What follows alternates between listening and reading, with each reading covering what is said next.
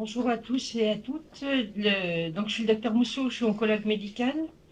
On m'a gentiment demandé d'être présidente du jury, donc c'est un bel honneur qu'on me fait sur ce thème vers lequel je suis arrivée un peu par hasard et un peu forcée par les malades.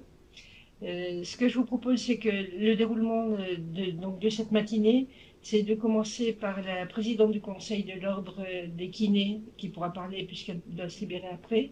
Après, Albin nous présentera son travail de thèse. Puis interviendront M. Bruno Félissard, qui est professeur de l'Université de Paris, qui est rapporteur. Ensuite, le Dr Olivier Desrichard, qui est professeur associé à l'Université de Genève. Puis M. Jean-Philippe Regnault, qui est lui maître de conférence de l'école des hautes études supérieures en santé publique. Après, j'interviendrai et ensuite interviendront les deux directeurs de thèse, donc Benoît Alné et Nicolas Pinson. Voilà.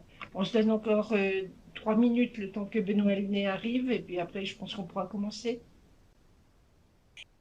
Je disais, Madame la Présidente, Mesdames, Messieurs, je suis vraiment ravie d'être ici avec vous aujourd'hui pour la présentation de ce travail qui me tient particulièrement à cœur, vous l'aurez compris. Alors pourquoi ce travail me tient? D'abord parce qu'on est ravis que des kinésithérapeutes embrassent le chemin de la recherche scientifique, ce qui n'était pas une évidence pour ma profession pendant de longues années.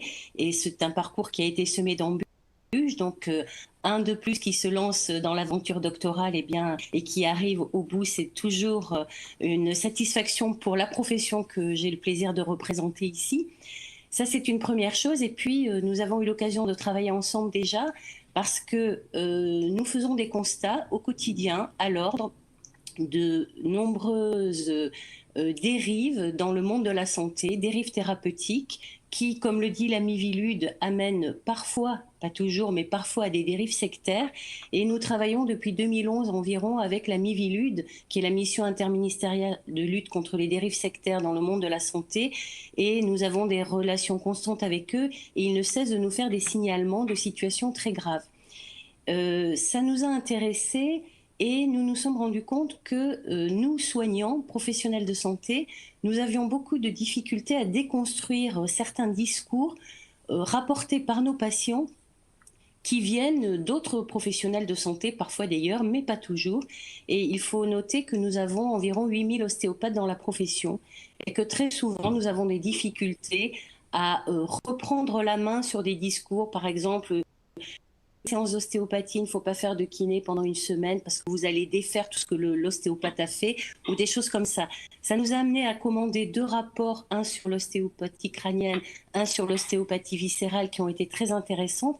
Mais malgré tout, on constate une absence de formation scientifique dans notre pays, une absence assez déroutante de culture et d'esprit critique. Et ça, c'est quelque chose dont on se demande comment on pourra venir à bout, si ce n'est en commençant très jeune par une éducation scientifique beaucoup plus poussée que ce qu'elle est actuellement et le développement de l'esprit critique.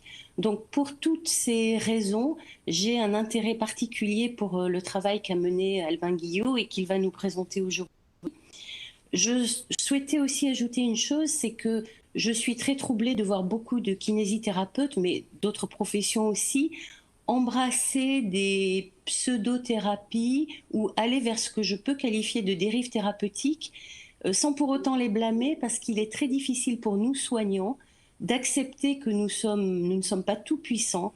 Et un kinésithérapeute qui est confronté à un enfant porteur d'une paralysie cérébrale ou un patient qui a une sclérose latérale amyotrophique, une sclérose en plaques, eh bien, il est face à parfois une impasse parce qu'il faut accepter de ne pas tout soigner, il faut accepter d'accompagner le patient vers une issue souvent ou parfois fatale. Et confronté à ces difficultés, peut-être que nous ne sommes pas assez armés aussi et que nous allons vers professionnels, ces thérapies non conventionnelles qui pour certaines sont un adjuvant utile pour les patients, je n'ai pas de doute, mais pour d'autres les conduisent à des arrêts de soins. Et j'ai en tête une patiente que j'ai suivie pendant plusieurs années qui est décédée il y a quelques mois, qui a eu un cancer du sein qui aurait été parfaitement traitable, mais qui a été suivie par un médecin radié par l'ordre des médecins bordelais assez connu et qui l'a dissuadée à plusieurs reprises d'être traitée en chimio et radiothérapie. Elle a été traitée par homéopathie et des injections de produits qui lui faisaient. J'avais réussi à la persuader de consulter une oncologue et au dernier moment, sur injonction de son thérapeute, elle a annulé le rendez-vous. Et c'est pour moi un échec de tout le dialogue que j'avais construit avec elle. Et c'est pour ça que je suis aussi particulièrement intéressée par ce travail et que j'ai une pensée particulière pour cette patiente. Voilà, merci beaucoup et je serais ravie d'écouter la présentation. Merci Pascal. Donc je vais commencer cette présentation, mais d'abord je vais donc vous remercier tous et toutes d'être présents pour cette soutenance de thèse. Remercier Mireille Mousseau, Bruno Falissard, Olivier Desrichards, Jean-Philippe Regnault d'avoir accepté d'être membre de mon jury pour cette soutenance. Voilà, merci sincèrement. Alors bon, les circonstances de déroulement de cette soutenance ne sont pas les meilleures qu'on aurait pu souhaiter, mais voilà, j'estime qu'au regard des difficultés qui ont pu être rencontrées par certains de nos concitoyens ces derniers mois et peut-être reste à venir, eh bien, je pense qu'il s'agit là d'un désagrément somme toute plutôt mineur. Et voilà, sans plus de cérémonie, je vais démarrer cette présentation, donc, durant laquelle je vais reprendre chacune des grandes étapes de ce travail de thèse, en tâchant à la fois d'en rappeler les grandes lignes, donc pour chacune d'elles, mais aussi d'en discuter certains aspects qui, avec le recul, me sont apparus insuffisamment discutés dans mon manuscrit de thèse, et qui pourtant me semblent intéressants à la fois pour comprendre la logique de construction du projet doctoral dans son ensemble, mais aussi, je l'espère, pour mieux saisir la portée de nos résultats. Alors, la conséquence de ce choix de présentation est que je passerai un temps un peu plus condensé sur les éléments de méthodologie et de résultats qui sont, eux, explicitement mentionnés dans mon manuscrit. Alors, le plan de cette présentation, donc après avoir rappelé les éléments centraux de cadre théorique et de problématique, eh bien, donc, comme je le disais, je m'attellerai à reprendre chacune des grandes étapes de ce travail de thèse. D'abord la revue systématique, puis le questionnaire que nous avons développé, ensuite l'enquête en ligne qui s'est appuyée sur le questionnaire que nous avons mis en œuvre, ensuite la quatrième étape, l'étude cas témoin qui s'est appuyée sur les données récoltées durant l'enquête en ligne, et enfin la proposition de modèle théorique que nous avons réalisé dans le prolongement de la discussion des résultats de l'étude cas témoin. Alors d'abord le cadre théorique. Donc, notre objet théorique central, avoir recours à un thérapeute alternatif, je vais en rappeler la caractérisation principale que nous avons proposée en procédant par étapes. D'abord, thérapeute alternatif. Donc un thérapeute alternatif, nous avons posé qu'il s'agit d'un thérapeute qui utilise ou conseille des médecines alternatives et complémentaires. Alors pour condenser le propos dans la suite de cette présentation, je parlerai uniquement de médecine alternative. Et donc par médecine alternative, nous avons posé qu'il s'agissait de procédures thérapeutiques ou diagnostiques scientifiquement infondées ou controversées. Alors, de la même façon, pour condenser le propos, je parlerai uniquement de procédures thérapeutiques, donc procédures thérapeutiques scientifiquement infondées ou controversées. Et donc, par procédure thérapeutique scientifiquement infondée ou controversée, d'abord scientifiquement infondée, il s'agit de procédures thérapeutiques pour lesquelles, d'un côté, nous ne disposons pas de preuves d'efficacité sérieuse, et pour lesquels, d'un autre côté, il n'est pas possible d'envisager de quelconque mécanisme qui pourrait être plausiblement les vecteurs de cette efficacité. Et donc, un exemple typique de procédure thérapeutique dénuée de fondement scientifique, ce sont toutes les procédures thérapeutiques qui s'appuient sur l'utilisation d'un produit d'homéopathie.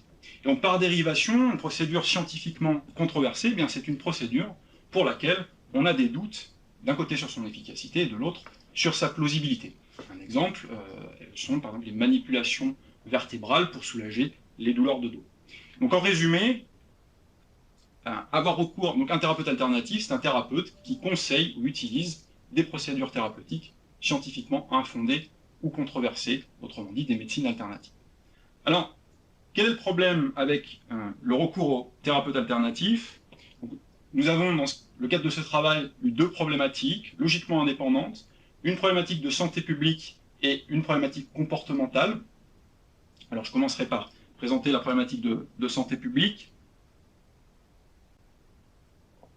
Alors dans ces grandes lignes, elle s'énonce plutôt simplement. Il s'agit de dire que, eh bien, d'un côté, le recours aux thérapeutes alternatifs, en particulier aux thérapeutes alternatifs non professionnels de santé, eh bien, présente potentiellement des risques pour la santé des individus.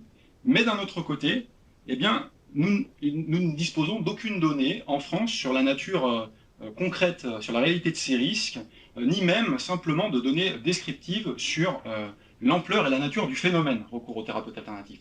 Ce qui fait que, de manière générale, nous ne disposons pas de base factuelle pour juger de l'enjeu de santé publique que représente le recours aux thérapeutes alternatifs en France. Et donc, le premier objectif général de cette thèse, relativement à cette problématique, ça a été de combler une partie de ce manque en produisant justement des données descriptives sur la nature et l'ampleur du recours aux thérapeutes alternatifs en France. Alors, concernant la problématique comportementale, c'est une problématique qui s'adosse à une problématique de communication qui est la suivante. De fait, les professionnels de santé prennent en charge au quotidien des patients qui ont eu recours, ont recours ou projettent d'avoir recours à des thérapeutes alternatifs. Et donc, de ce fait, se trouvent susceptibles d'en discuter avec leurs patients, soit pour les informer, soit pour les répondre à des questions, soit pour les avertir de certaines situations à risque qu'ils pourraient détecter.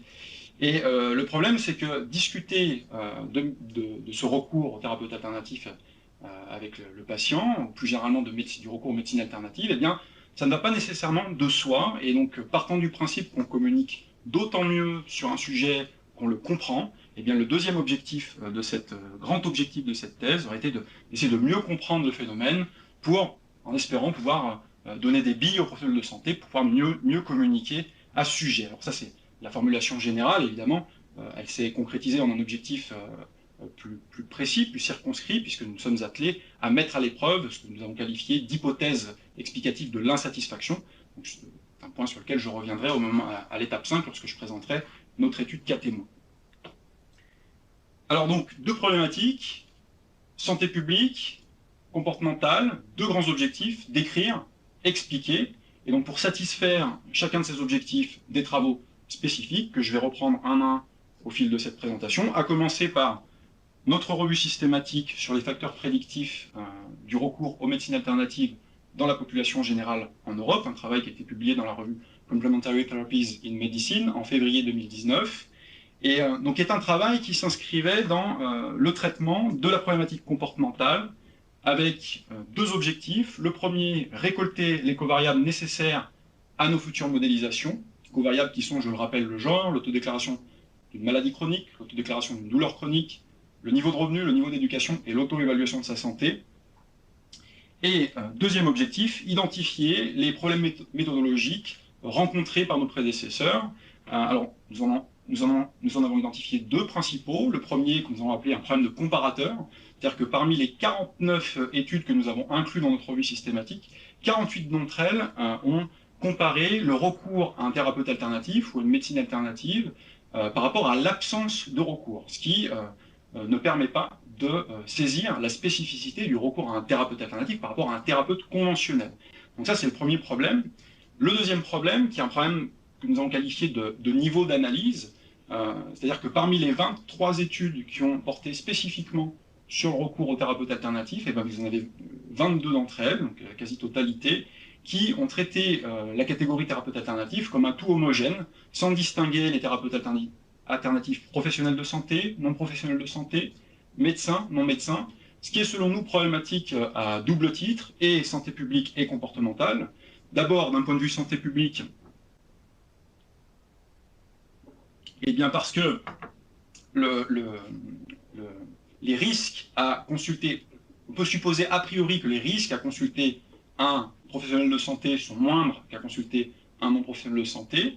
Et d'un point de vue comportemental, et bien si, prenons simplement l'exemple des acupuncteurs, et bien encore une fois, vont supposer a priori que les déterminants qui conduisent à consulter un acupuncteur qui est aussi médecin, eh bien, sont différents des déterminants qui amènent à consulter un acupuncteur sans autre qualification. Et donc, voilà, ces deux problèmes méthodologiques identifiés, ces variables récoltées, donc, sont conformes donc à la satisfaction de ces deux objectifs liés au traitement de la problématique comportementale. Mais cette revue systématique, et ça je ne l'ai pas explicité dans le manuscrit, elle a eu un autre apport sur l'ensemble de notre travail de thèse, un apport qui était structurant, voilà, pour l'ensemble du projet doctoral, qui est qu'elle nous a permis de nous centrer, elle nous a fait nous centrer sur le recours aux thérapeutes alternatifs. Alors, ce qu'il faut bien comprendre, pour comprendre cet apport, c'est que initialement, durant ce projet, l'enjeu était vraiment d'investiguer le recours aux médecines alternatives de manière générale, sans distinction entre différents types de comportements possibles. Sauf que ce dont nous nous sommes rendus compte, au fur et à mesure de l'avancée de cette revue, eh bien, c'est qu'on trouvait trois approches dans le champ de recherche. Vous aviez les chercheurs, donc ça représente 23 études sur 49 qui étudiaient spécifiquement le recours aux thérapeutes alternatifs. Vous aviez les chercheurs qui, là ça représente 6 études sur 49, étudiaient spécifiquement l'utilisation directe de procédures de médecine alternative par les patients, par exemple utiliser directement un produit homéopathique qu'on a dans son armoire à pharmacie chez soi. Et enfin, la dernière approche, qui représente 20 études sur 49 parmi celles que nous avons inclus, qui consiste à étudier le recours aux médecines alternatives en général, sans distinguer les deux catégories de comportements précédents. Et cette approche, après réflexion, elle nous est apparue problématique, encore une fois, à double titre, santé publique et comportementale. D'abord, d'un point de vue santé publique, eh bien parce que les types de risques, les risques à consulter direct un thérapeute alternatif sont distincts des risques à utiliser directement une procédure de médecine alternative.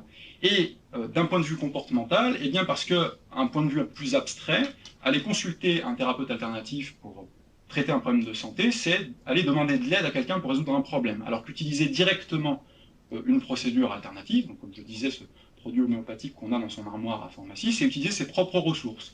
Or, ces deux catégories de comportements, demander de l'aide à quelqu'un pour résoudre un problème et utiliser ses propres ressources pour résoudre un problème, sont deux catégories de comportements fondamentalement distincts, qui sont d'ailleurs distinguées en psychologie de la santé, et n'ayant trouvé aucune justification au fait de les agglomérer, eh bien, cette approche généraliste, d'un point de vue comportemental, nous est apparue problématique. Donc nous avons décidé d'abandonner cette idée d'étudier le recours aux médecines alternatives en général, et donc de nous centrer sur une catégorie de comportements précise.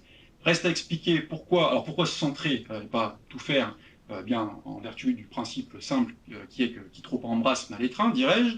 Et ensuite, pourquoi le recours aux thérapeutes alternatifs et pas l'utilisation directe de procédures alternatives. Eh bien, quand nous avons réfléchi à cette question, donc, sur la fin de notre revue systématique, il s'est avéré que nous n'avons pas entrevu d'arguments scientifiques qui nous permettent de trancher cette question d'une part, et d'autre part, non pas d'arguments de santé publique non plus, dans la mesure où, quand bien même nous disposerions d'une base factuelle pour juger de l'enjeu de santé publique que représente l'utilisation directe de procédures à des produits alternatifs, par exemple, eh bien, nous ne pourrions pas comparer avec l'enjeu du recours aux thérapeutes alternatifs, puisque c'est bien là des problématiques de notre travail, l'enjeu de santé publique est méconnu au regard de l'absence de données. Donc, pour trancher cette question, nous avons dû faire appel à des critères extra-scientifiques, en l'occurrence liés au contexte de financement. Nous avons dû, donc c'était à l'automne 2017, nous avons eu une discussion à ce sujet avec le Conseil national de l'ordre des masseurs-kinésithérapeutes, et nous avons décidé d'un commun accord qu'étant donné que certains kinésithérapeutes se trouvaient, de fait, être des thérapeutes alternatifs, car utilisant des procédures issues de disciplines de médecine alternative, comme la fasciathérapie, la biokinergie, la microkinésithérapie ou l'ostéopathie, eh bien, il serait plus intéressant pour le Conseil national de l'ordre d'avoir un éclairage sur le recours aux thérapeutes alternatifs plutôt que l'utilisation directe de procédures de médecine alternative. Alors,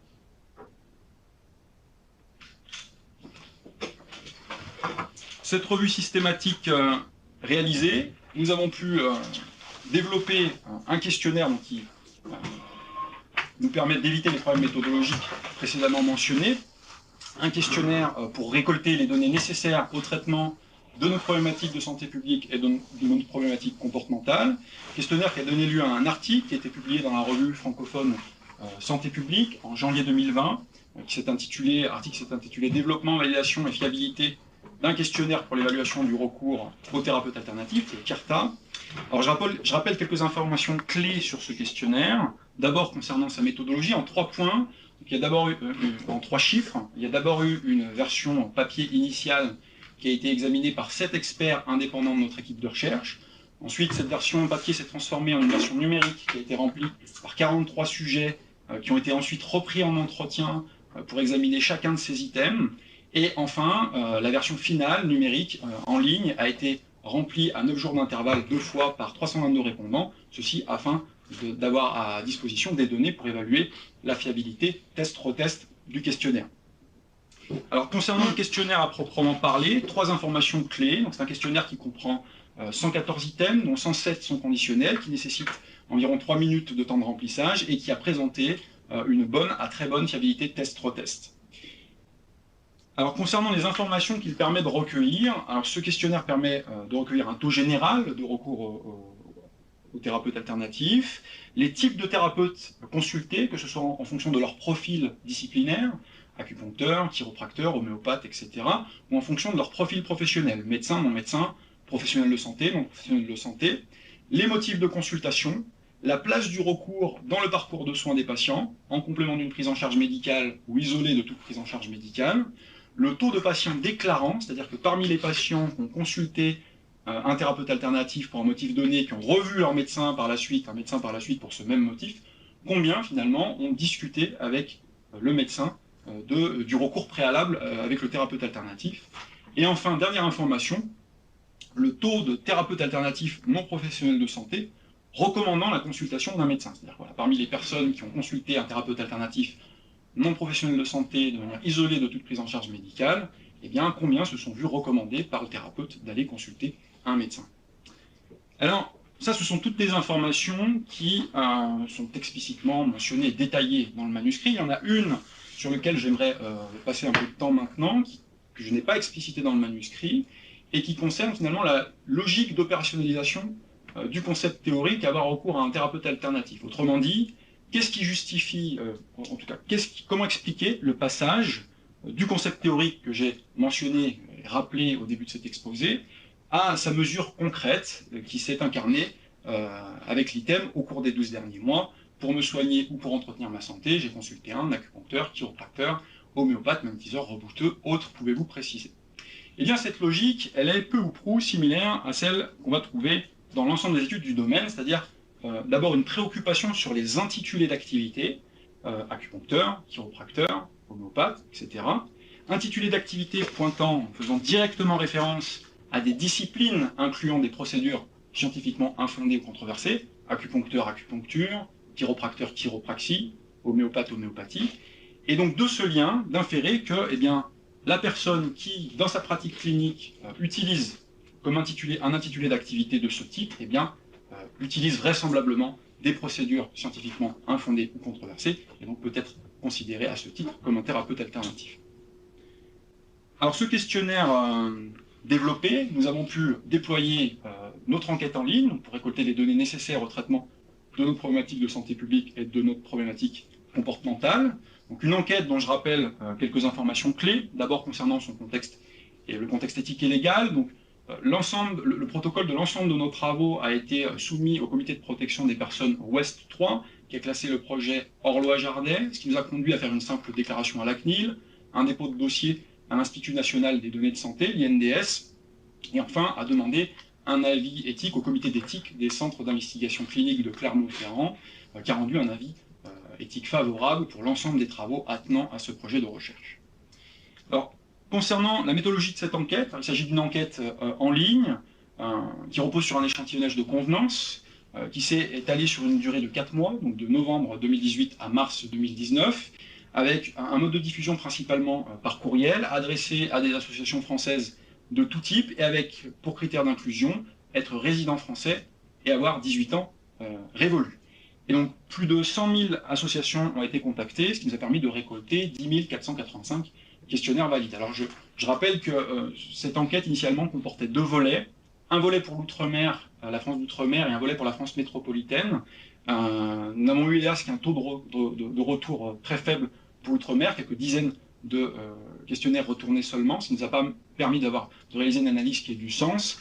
Donc la conséquence, c'est que les 10 485 questionnaires valides que nous avons récoltés représentent un échantillon d'adultes résidant en France métropolitaine. Alors, quels sont les résultats de cette enquête? Comment s'est incarné, s'est manifesté le phénomène avoir recours à un thérapeute alternatif dans notre échantillon? de 10 485 adultes. Alors, taux général de recours, donc on est sur un taux général de 52%, donc là c'est si on considère les 6 thérapeutes que nous avons explicitement mentionnés en questionnaire, c'est-à-dire les acupuncteurs, les chiropracteurs, les homéopathes, les magnétiseurs, les rebouteux et les ostéopathes. Et ce chiffre ne montre que très faiblement, à 54%, si on tient compte des 68 autres types de thérapeutes qui ont été renseignés par les répondants via la modalité « autres », pouvez-vous préciser, parmi lesquels éthiopathes, réflexologues, énergéticiens, naturopathes. Donc voilà, ce qui indique que vraiment l'essentiel du recours aux thérapeutes alternatifs en France semble concentré dans les 6 thérapeutes que nous avons explicitement mentionnés dans le questionnaire. Et plus précisément que ça, en réalité, quand on regarde les types de thérapeutes alternatifs consultés, on se rend compte que l'essentiel du recours est orienté vers, dans cet échantillon, vers les ostéopathes, à 87%. Ensuite, concernant le profil professionnel de ces thérapeutes, eh bien, on est sur un rapport 2 tiers, 1 tiers, avec 64% de ce recours qui est orienté vers des thérapeutes non professionnels de santé. Concernant les motifs de consultation, encore une fois, on est sur un rapport 2 tiers, 1 tiers, avec 66% des motifs de consultation qui sont des douleurs musculo-squelettiques, douleurs membres inférieurs, douleurs de cou, douleurs au dos. En réalité, le mal de dos est vraiment loin devant le motif de consultation le plus fréquent, avec 33% du volume total de consultation. C'est vraiment le motif par excellence de consultation d'un thérapeute alternatif. Alors concernant la place du recours dans le parcours de soins des patients, donc on est encore sur un rapport 2 tiers, 1 tiers, avec 67% de recours complémentaires à une prise en charge médicale. Concernant les patients déclarants, c'est-à-dire, je rappelle, les patients qui ont déclaré à leur médecin après avoir vu un thérapeute alternatif non professionnel de santé, qui en ont parlé avec leur médecin, eh bien on trouve dans cet échantillon 58% de patients déclarants, ce qui laisse 42% de patients non déclarants. Et enfin, dernière information, dernière donnée, parmi les patients qui ont consulté un thérapeute alternatif isolément de toute prise en charge médicale, seulement 10% se seraient vus recommander d'aller consulter un médecin. Alors c'est un chiffre à prendre avec une grande prudence, dans la mesure où, pour l'obtenir, nous avons demandé à finalement aux patients d'autodéclarer le comportement d'une tierce personne, c'est-à-dire le thérapeute. Alors ça, voilà, pour la synthèse de l'ensemble de nos données descriptives.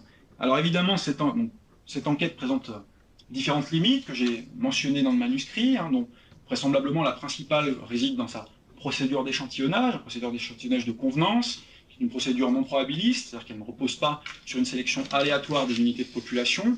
Et alors, ce choix méthodologique, qui pourrait paraître à certains hautement problématique, eh bien, selon nous, dans le cadre de ce projet de recherche, se justifie bien, et c'est ce que j'aimerais faire maintenant au moyen de 2 arguments. Le premier que j'ai appelé, et qui s'énonce très simplement l'argument du progrès malgré tout, et qui consiste à dire que, compte tenu de l'état des données sur le phénomène, recours aux thérapeutes alternatifs en France, c'est-à-dire presque rien, eh bien, nos données, en dépit de la procédure d'échantillonnage utilisée, eh bien, constituent un progrès malgré tout par rapport à l'existant. Et le deuxième argument, que j'ai appelé l'argument du rapport coût-enjeu, consiste à dire que bien, déployer des procédures d'échantillonnage probabilistes, ça coûte cher, en tout cas plus cher, bien plus cher que mettre en œuvre des procédures d'échantillonnage de convenance. C'est d'ailleurs un des points forts des procédures d'échantillonnage de convenance, c'est pour ça que c'est des raisons qui expliquent leur succès dans bon nombre de domaines. Et ce qui se passe, c'est que déployer des procédures d'investigation coûteuses nécessite, selon nous, de pouvoir être justifié du point de vue de l'enjeu de santé publique. Or, c'est là le problème avec notre objet, c'est que l'enjeu de santé publique, nous n'en avons que peu d'idées. Donc, à ce titre, dans une perspective de défrichage, dans un premier temps, ça nous a paru raisonnable de mettre en œuvre, de déployer des procédures d'échantillonnage de faible coût, ce que sont les procédures d'échantillonnage de convenance. Alors, j'en ai terminé avec cette enquête, et puis de manière plus générale avec l'ensemble des travaux qui répondaient à cette problématique de santé publique. Je vais maintenant m'atteler à présenter les travaux relatifs à la problématique comportementale, en commençant par notre étude cas témoin, donc un travail qui a été publié dans la revue Complementary Therapies in Clinical Practice en janvier 2020, et donc qui est un travail qui, donc, je le rappelle, avait pour objectif de répondre à cet objectif général, mieux comprendre dans l'espoir de pouvoir mieux communiquer sur le sujet, avec un objectif, un angle d'attaque circonscrit, précis, qui a été le test d'une hypothèse que nous avons qualifiée l'hypothèse de l'insatisfaction, alors qui est une hypothèse qui est présente dans le débat public et qui consiste à dire que finalement, si les patients ont recours à des thérapeutes alternatifs, plus généralement aux médecines alternatives, eh bien ce serait parce qu'ils seraient insatisfaits de la médecine conventionnelle. Alors, ce qui est intéressant, c'est quand on observe les différents travaux à l'international qui ont cherché à mettre à l'épreuve cette hypothèse, eh bien on trouve des résultats qui sont contrastés, avec à la fois des études qui confirment l'hypothèse et d'autres non. Alors, nous avons examiné en détail ces études, et ce dont nous nous sommes rendus compte, c'est que déjà une bonne partie de ces études investiguent le recours aux médecines alternatives en général, sans distinguer entre recours à un thérapeute alternatif et utilisation directe d'une procédure alternative, ce qui, nous l'avons déjà mentionné, est problématique. Ensuite, parmi celles qui portent spécifiquement sur le recours aux thérapeutes alternatifs, eh bien, elles ne vont pas, pour la plupart, distinguer les différents types de thérapeutes alternatifs possibles, médecins, non médecins, professionnels de santé, non professionnels de santé. Elles ne vont pas prendre en compte la place de la prise en charge, la place du recours dans le parcours de soins des patients. Elles ne prendront pas en compte non plus, ne prennent pas en compte non plus le motif de consultation. Ce qui nous paraît quelque peu embêtant, dans la mesure où on peut imaginer qu'on peut aller voir son médecin pour un mal de dos, être insatisfait de la prise en charge de sa prise en charge pour ce mal de dos, ce qui ne va pas nous amener pour autant à aller consulter un chiropracteur pour une bronchite, et inversement. Donc dans ce cadre précis de la mise à l'épreuve de l'hypothèse de l'insatisfaction, il nous apparaît problématique de ne pas tenir compte du motif de consultation. Et donc nous avons fait l'hypothèse que finalement, ces résultats contrastés que nous observions dans la littérature sur cette hypothèse de l'insatisfaction, eh bien, pourraient s'expliquer par ces différents écueils, ces différents problèmes méthodologiques. Et cette hypothèse nous est apparue d'autant plus vraisemblable que finalement, les deux seuls travaux qui ont contourné ces problèmes méthodologiques ont confirmé l'hypothèse de l'insatisfaction. Ce sont deux travaux canadiens qui ont été réalisés dans les années 90. Alors le problème avec ces travaux, c'est qu'ils ont porté sur une population de patients consultants pour un syndrome de l'intestin irritable, qui est loin d'être le motif de consultation le plus typique des thérapeutes alternatifs, et elles ne se sont préoccupées que du recours complémentaire à une prise en charge médicale. À notre connaissance, il n'existe aucune étude sur le sujet qui se soit préoccupée du cadre de recours isolé de toute prise en charge médicale. Donc notre objectif avec notre étude cas témoin, eh bien, ça a été de mettre à l'épreuve l'hypothèse de l'insatisfaction, d'abord en évitant les différents écueils méthodologiques précédemment mentionnés, ensuite en nous centrant sur la population la plus typique de patients ayant recours à des thérapeutes alternatifs, c'est-à-dire les patients souffrant d'un mal de dos, à investiguer à la fois le cadre de recours complémentaire et isolé d'une prise en charge médicale, et enfin à distinguer le recours aux thérapeutes alternatifs médecins et non médecins. Alors pourquoi médecins, non médecins et pas professionnels de santé et non professionnels de santé? Eh bien parce que déjà la catégorie des professionnels de santé elle peut varier en fonction des pays. Prenez par exemple la Norvège, les chiropracteurs sont considérés comme des professionnels de santé, et ensuite en France aujourd'hui, seuls les médecins peuvent être, pour un mal de dos, consultés de manière inconditionnelle, même si les choses pourront probablement changer dans le futur. Au moment où nous avons réalisé l'étude, les conditions étaient celles-ci. Et donc cette distinction médecin-non médecin, c'est d'ailleurs cette distinction-là qui a été opérée par les deux équipes de recherche que j'ai précédemment mentionnées, deux équipes canadiennes. Et donc pour tester cette hypothèse de l'insatisfaction, nous l'avons subdivisée en 4 sous-hypothèses. D'abord, une première qui consiste à dire, pour un mal de dos, le recours complémentaire à un thérapeute alternatif non médecin s'explique par une insatisfaction vis-à-vis de sa prise en charge médicale pour ce même motif. La deuxième hypothèse, pour un mal de dos, le recours isolé à un thérapeute alternatif non médecin s'explique par une insatisfaction vis-à-vis du médecin généraliste de référence.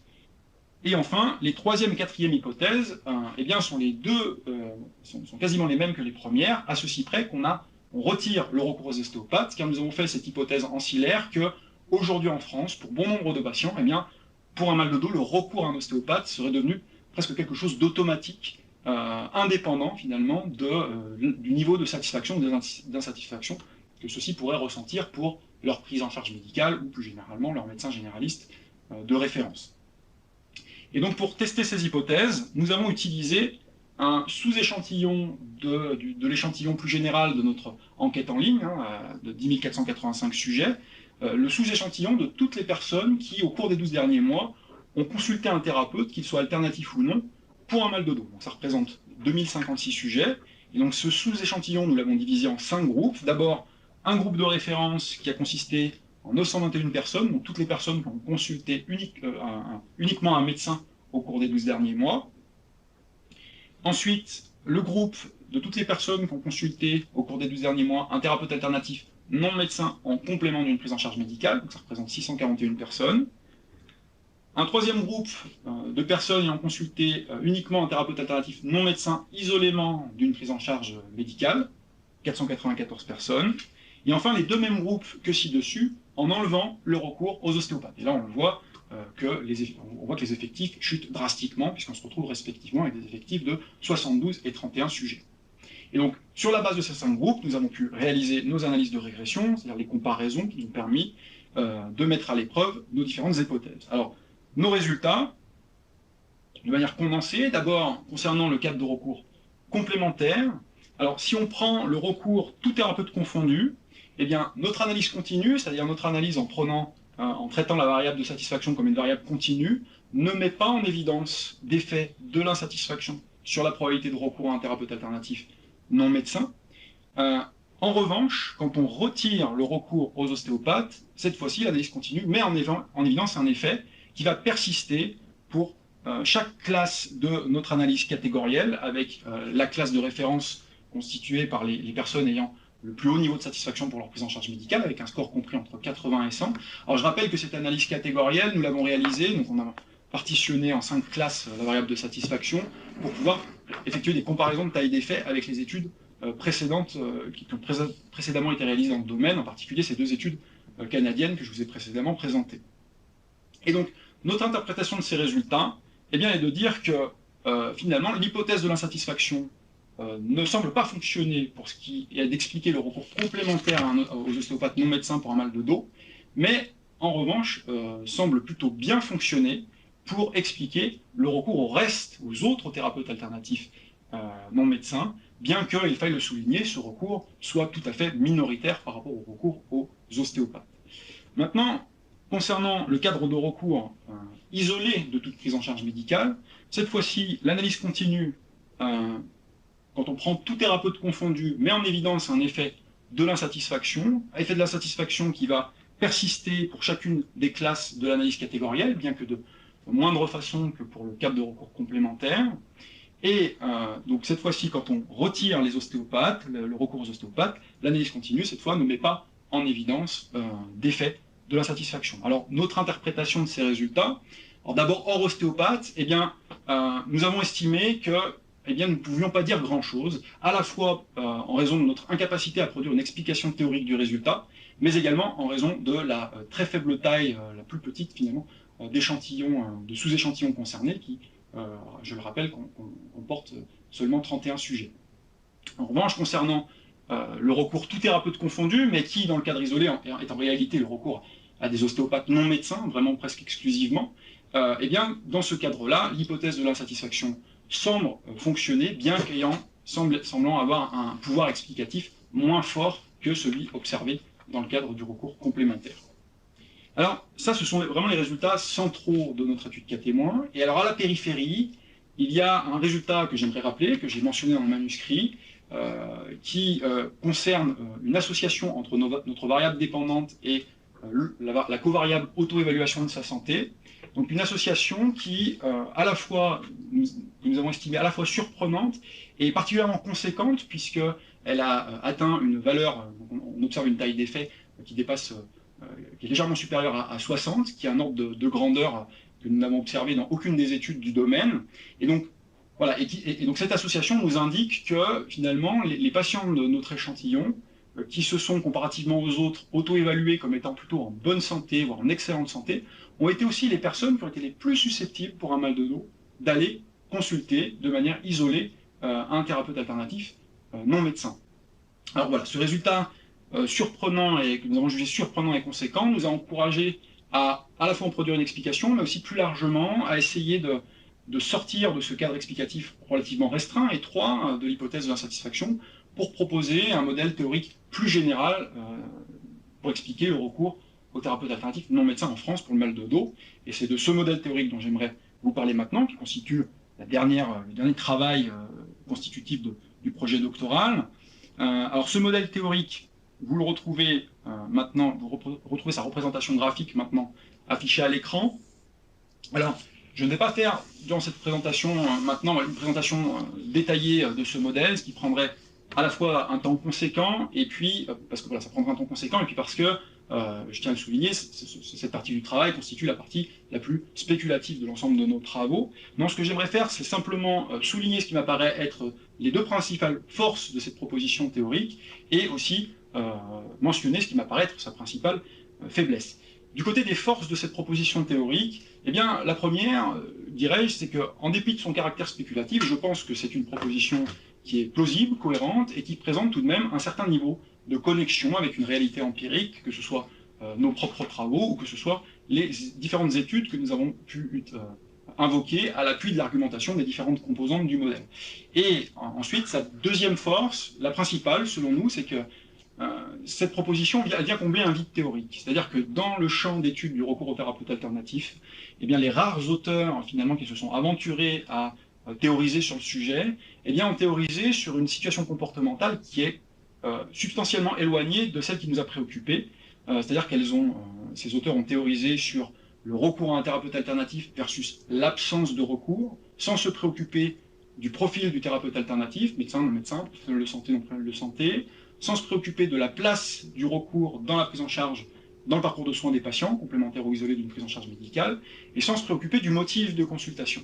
Alors que, voilà, de notre côté, la situation comportementale qui nous a préoccupés est le recours à un thérapeute alternatif non médecin pour un mal de dos, en complément d'une prise en charge médicale ou isolément d'une prise en charge médicale, ce qui fait une situation que nous estimons assez éloignée de ce qui a été exploré jusqu'alors dans la littérature.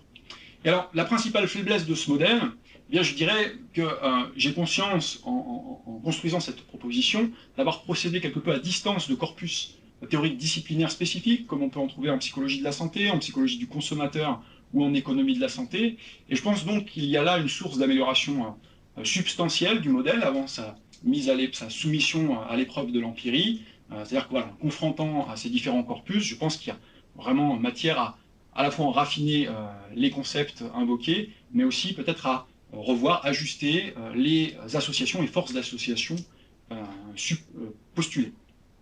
Alors, voilà, donc j'en ai terminé avec l'ensemble des travaux de ce projet, la présentation de l'ensemble des travaux de ce projet doctoral. Et voilà, pour conclure cette soutenance, j'aimerais mentionner 3 points clés à retenir, qui m'apparaissent à la fois d'un point de vue descriptif et d'un point de vue explicatif, voilà, à retenir de ce travail de thèse. D'abord, le premier, d'un point de vue descriptif, eh bien, c'est que il semble que le recours aux thérapeutes alternatifs en France, eh bien, ce soit principalement le recours à un ostéopathe non professionnel de santé pour un mal de dos, en complément d'une prise en charge médicale. Le deuxième point, c'est que ce recours en particulier ne semble pas s'expliquer par une insatisfaction vis-à-vis de la médecine conventionnelle. Et enfin, dernier point, c'est que pour un mal de dos, hors ostéopathe, eh bien, le recours complémentaire à d'autres thérapeutes alternatifs que les ostéopathes, lui, est bien expliqué par une insatisfaction vis-à-vis de la médecine conventionnelle, mais il faut le souligner, il s'agit d'un recours tout à fait minoritaire. Et donc si on devait dégager une vue d'ensemble, eh bien, nous pourrions dire que le recours aux thérapeutes alternatifs non médecins pour un mal de dos, l'hypothèse de la satisfaction ne semble pas avoir un pouvoir explicatif très fort. J'en ai terminé avec cette présentation et je vous remercie pour votre attention. Très bien, merci beaucoup. On va peut-être passer la... Vous voulez faire une pause? Non, ça va? Ça va aller. Ça va aller? Donc on va passer la parole à M. Bruno Falissa, qui est votre premier rapporteur. Oui, très bien. Bonjour à tous, vous m'entendez? Très bien, très bien. Bon, très bien. Ben, écoute, merci beaucoup.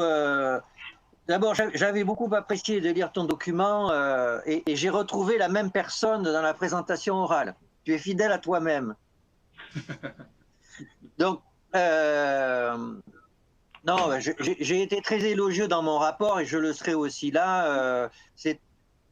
c'est un vrai travail de pionnier, avec à la fois une énorme implication pour développer une étude de terrain, ce qu'on ne voit quasiment plus dans un travail doctoral. On déconseille aux doctorants de faire une étude dans leur thèse. Il faut qu'ils analysent des données qui existent déjà, sinon ils ne s'en sortent pas.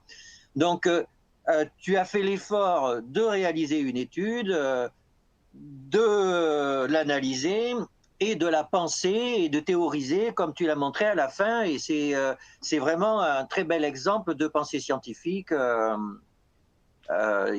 et qui est rare d'avoir tout ce panorama. Donc, bravo. Je n'en dirai pas davantage au niveau des félicitations, elles sont là et voilà. Alors, néanmoins, on peut t'attaquer et en fait, tu es vulnérable du fait de tes prises de position trop tranchées. Tu sais que c'est un domaine extraordinairement sensible et rempli de... Comme le domaine du soin en général, hein. On l'a vu ces derniers temps avec la chloroquine, etc. Même dans le médicament, l'irrationalité sort. Dès que les gens sont malades, il y a de l'irrationnel. Et ta position de super rationnel fait que tu es vulnérable. Et je peux t'attaquer très facilement. Hein. Je peux dire, si je suis du mauvais soin, je vais dire, bah, tu es en conflit d'intérêt.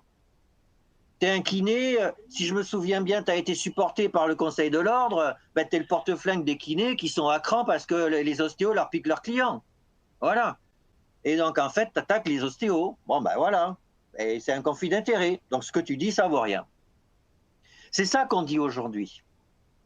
Alors, bien sûr, ce n'est pas vrai ce que je dis. Mais tu vois, il faut vraiment... ça ne suffit pas d'être un scientifique. Voilà, ça ne suffit pas aujourd'hui, quand on est dans le domaine de la santé. Il faut vraiment prendre du recul et dire, ben voilà, voilà le problème, alors voilà qui je suis, voilà quelles sont les questions, voilà où est le doute, etc., etc.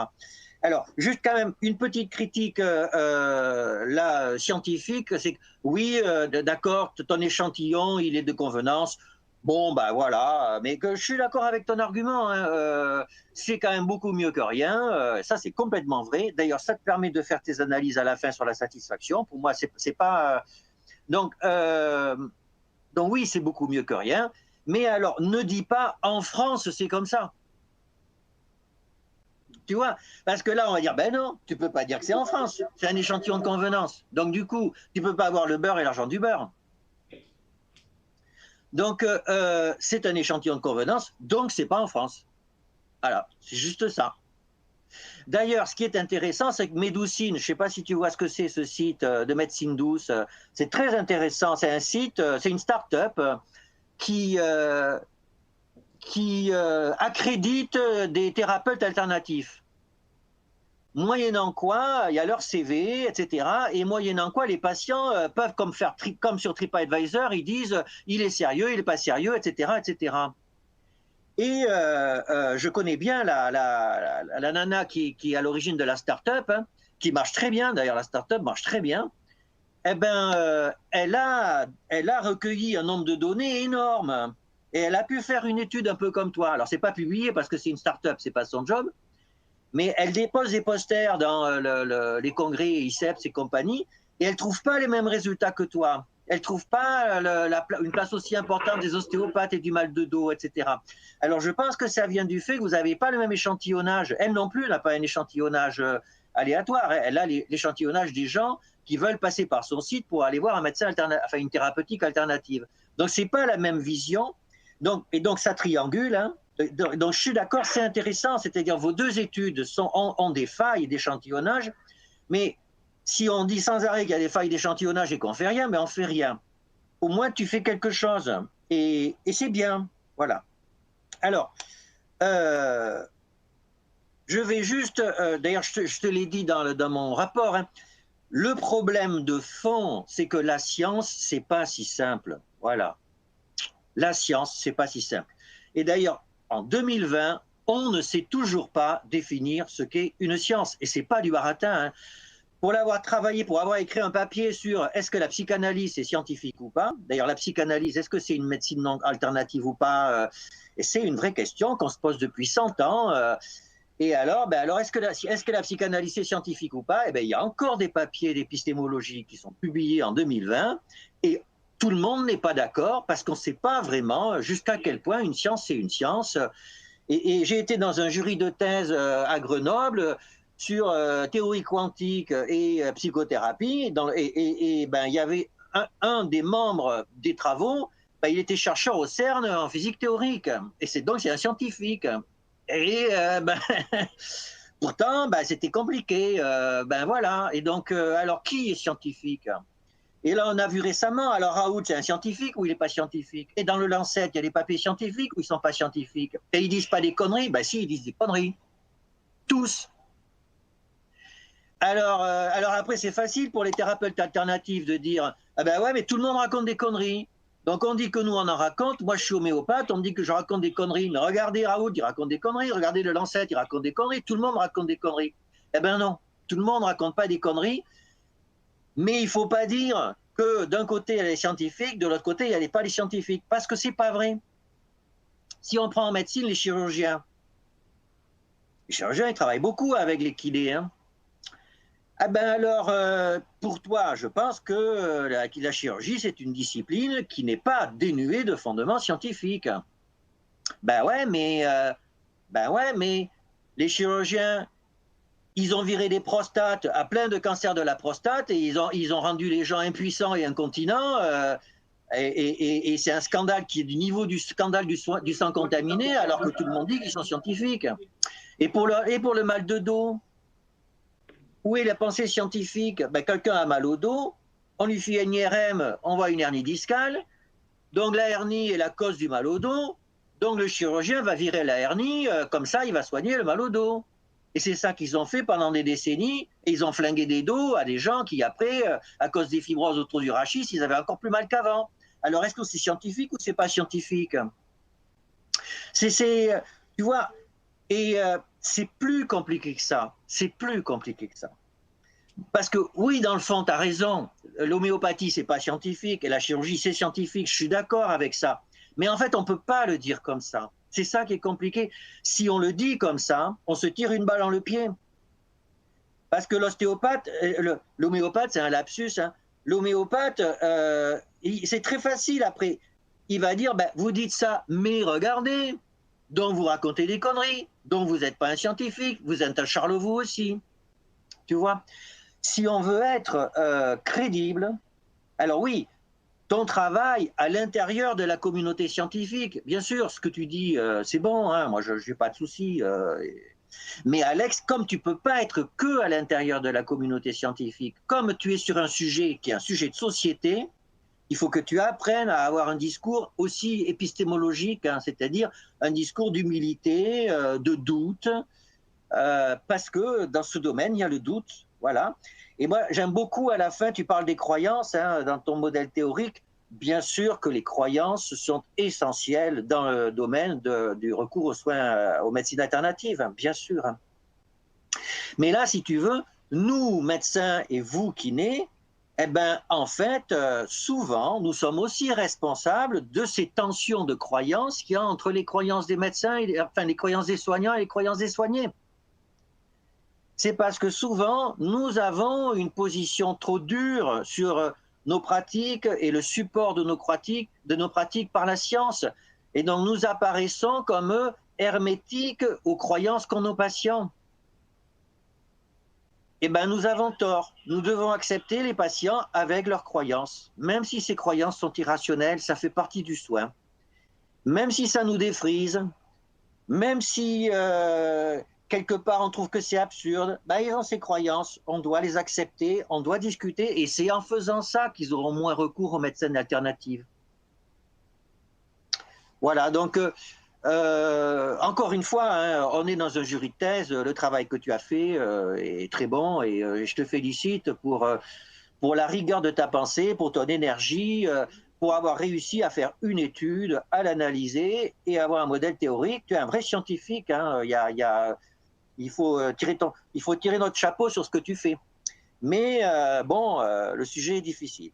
Donc, merci et bravo. Merci. Vous voulez répondre? Oui, je vais Un répondre. commentaire? Oui. Eh ben, merci beaucoup pour votre retour, hein, que ce soit écrit ou là, celui-ci oral. Il y aurait matière à en discuter vraiment très longtemps. Je vais essayer d'être synthétique. Sur le fond, de tout ce que vous avez dit, j'ai pas de désaccord profond. Hein. Seulement, je pense, je dirais juste qu'il y a vraiment un gros enjeu de communication, vraiment un gros enjeu de communication, et qui, à mon avis, et dans votre rapport, ce que vous avez mis à un moment donné, bon, j'ai fait figurer les choses de manière tranchée, mais est-ce que dans le cadre du manuscrit en tant que tel, est-ce que j'avais vraiment le choix que de procéder autrement pour pas m'égarer, voilà. Et je pense que il est important de distinguer déjà il y a le cadre.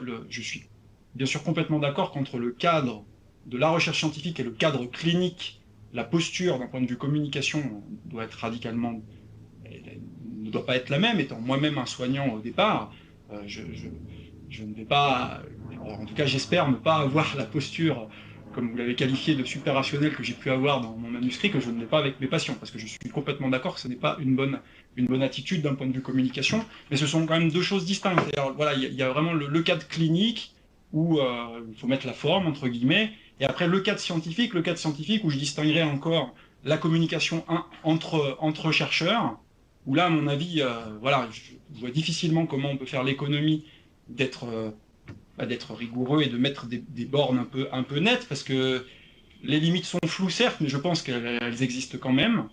Et la communication publique. C'est-à-dire, à un moment donné, il y a le travail écrit, qui présente des limites relativement nettes, et après, il y a la manière dont on communique sur le sujet et comment on met les formes par rapport à ça. Et là, je suis complètement d'accord que si on veut, à un moment donné, être entendu et se faire comprendre, on a vraiment intérêt à soigner cette communication-là. Et voilà, en lien, un point vraiment problématique de ma conceptualisation, et vous l'avez souligné en donnant des exemples très concrets, en prenant la chirurgie ou la kinésithérapie pour le mal de dos, c'est qu'en fait le concept que je donne de thérapeute alternatif, qui est thérapeute utilisant ou conseillant des procédures thérapeutiques sans fondement ou controversées, eh bien la manière dont nous l'avons opérationnalisé, si on regarde un peu finement, elle met en évidence une partialité qui est assez nette. C'est-à-dire que si le concept est vraiment celui-là, et je pense que ce concept est bon, mais je ne pense pas qu'il soit juste, et ça c'est quelque chose, voilà, si je devais poursuivre dans cette voie de recherche que je réviserais, je ne pense pas qu'il soit juste de qualifier ce type de thérapeute alternatif. Je vais prendre un exemple très très simple, c'est que vous avez pris la chirurgie, mais je vais prendre quelque chose de beaucoup plus proche, on va dire, enfin, vraiment de la vie courante. Un médecin généraliste qui, et ça existe, prescrit des antibiotiques pour un rhume, met en pratique une pratique totalement infondée et rentre dans le concept que j'ai défini.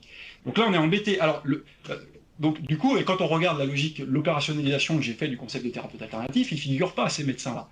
Les chirurgiens n'y figurent pas. Voilà. Donc là, il y a un vrai problème de partialité dans la manière dont j'ai opérationnalisé le concept théorique.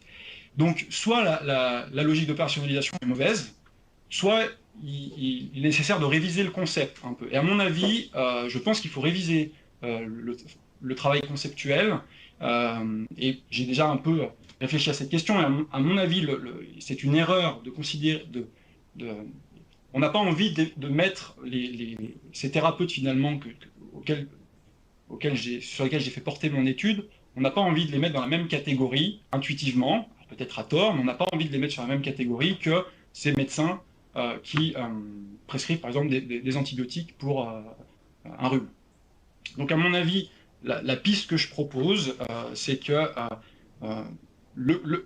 on garde le concept qui est posé au départ. Voilà, il y a des pratiques scientifiquement infondées ou controversées. Il y en a, ça existe, c'est difficile à délimiter, mais ça existe. Il y a des thérapeutes qui mettent en œuvre ces pratiques.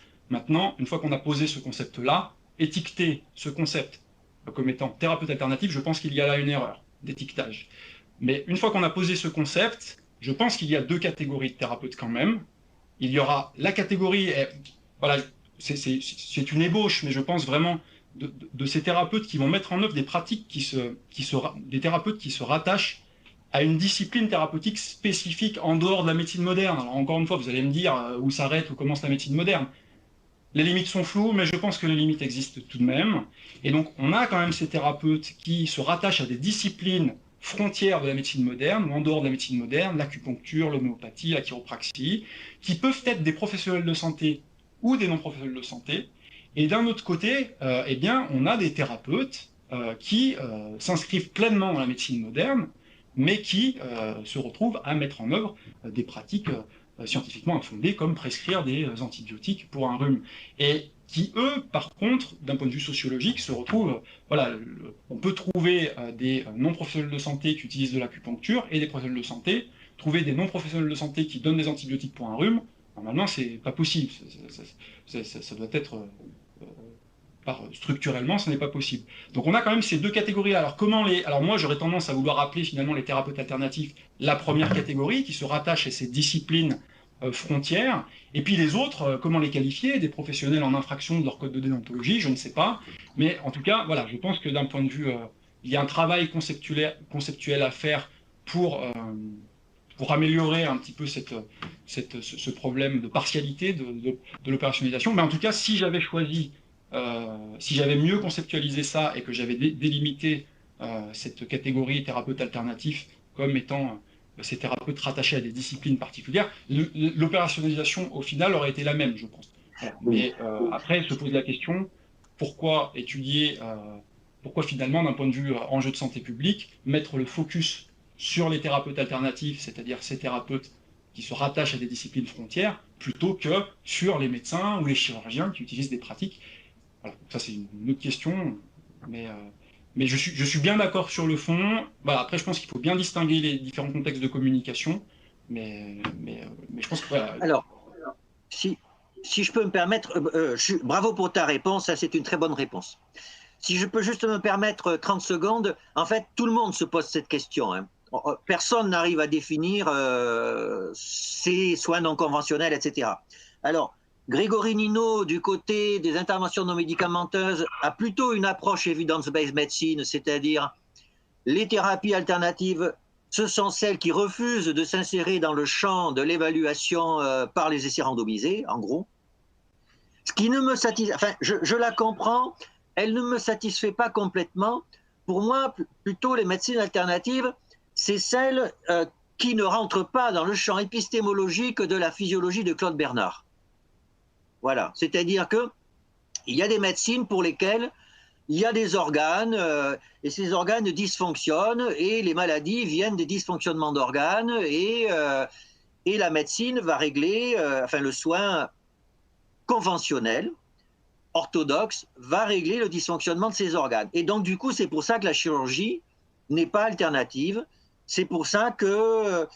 même le médecin qui prescrit un tort en antibiotique, parce que lui, dans sa pensée, il y a une infection avec un risque de surinfection, et donc je prescris un antibiotique.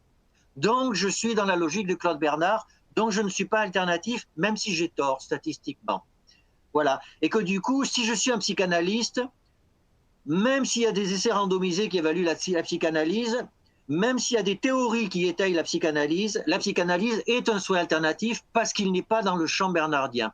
Mais ça, c'est un point de vue personnel, tu vois.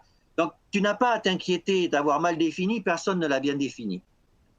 En tout cas, bravo, merci, et je vais écouter le reste de la soutenance avec grand plaisir. Merci beaucoup. Merci beaucoup. On va passer la parole à monsieur Olivier Desrichard.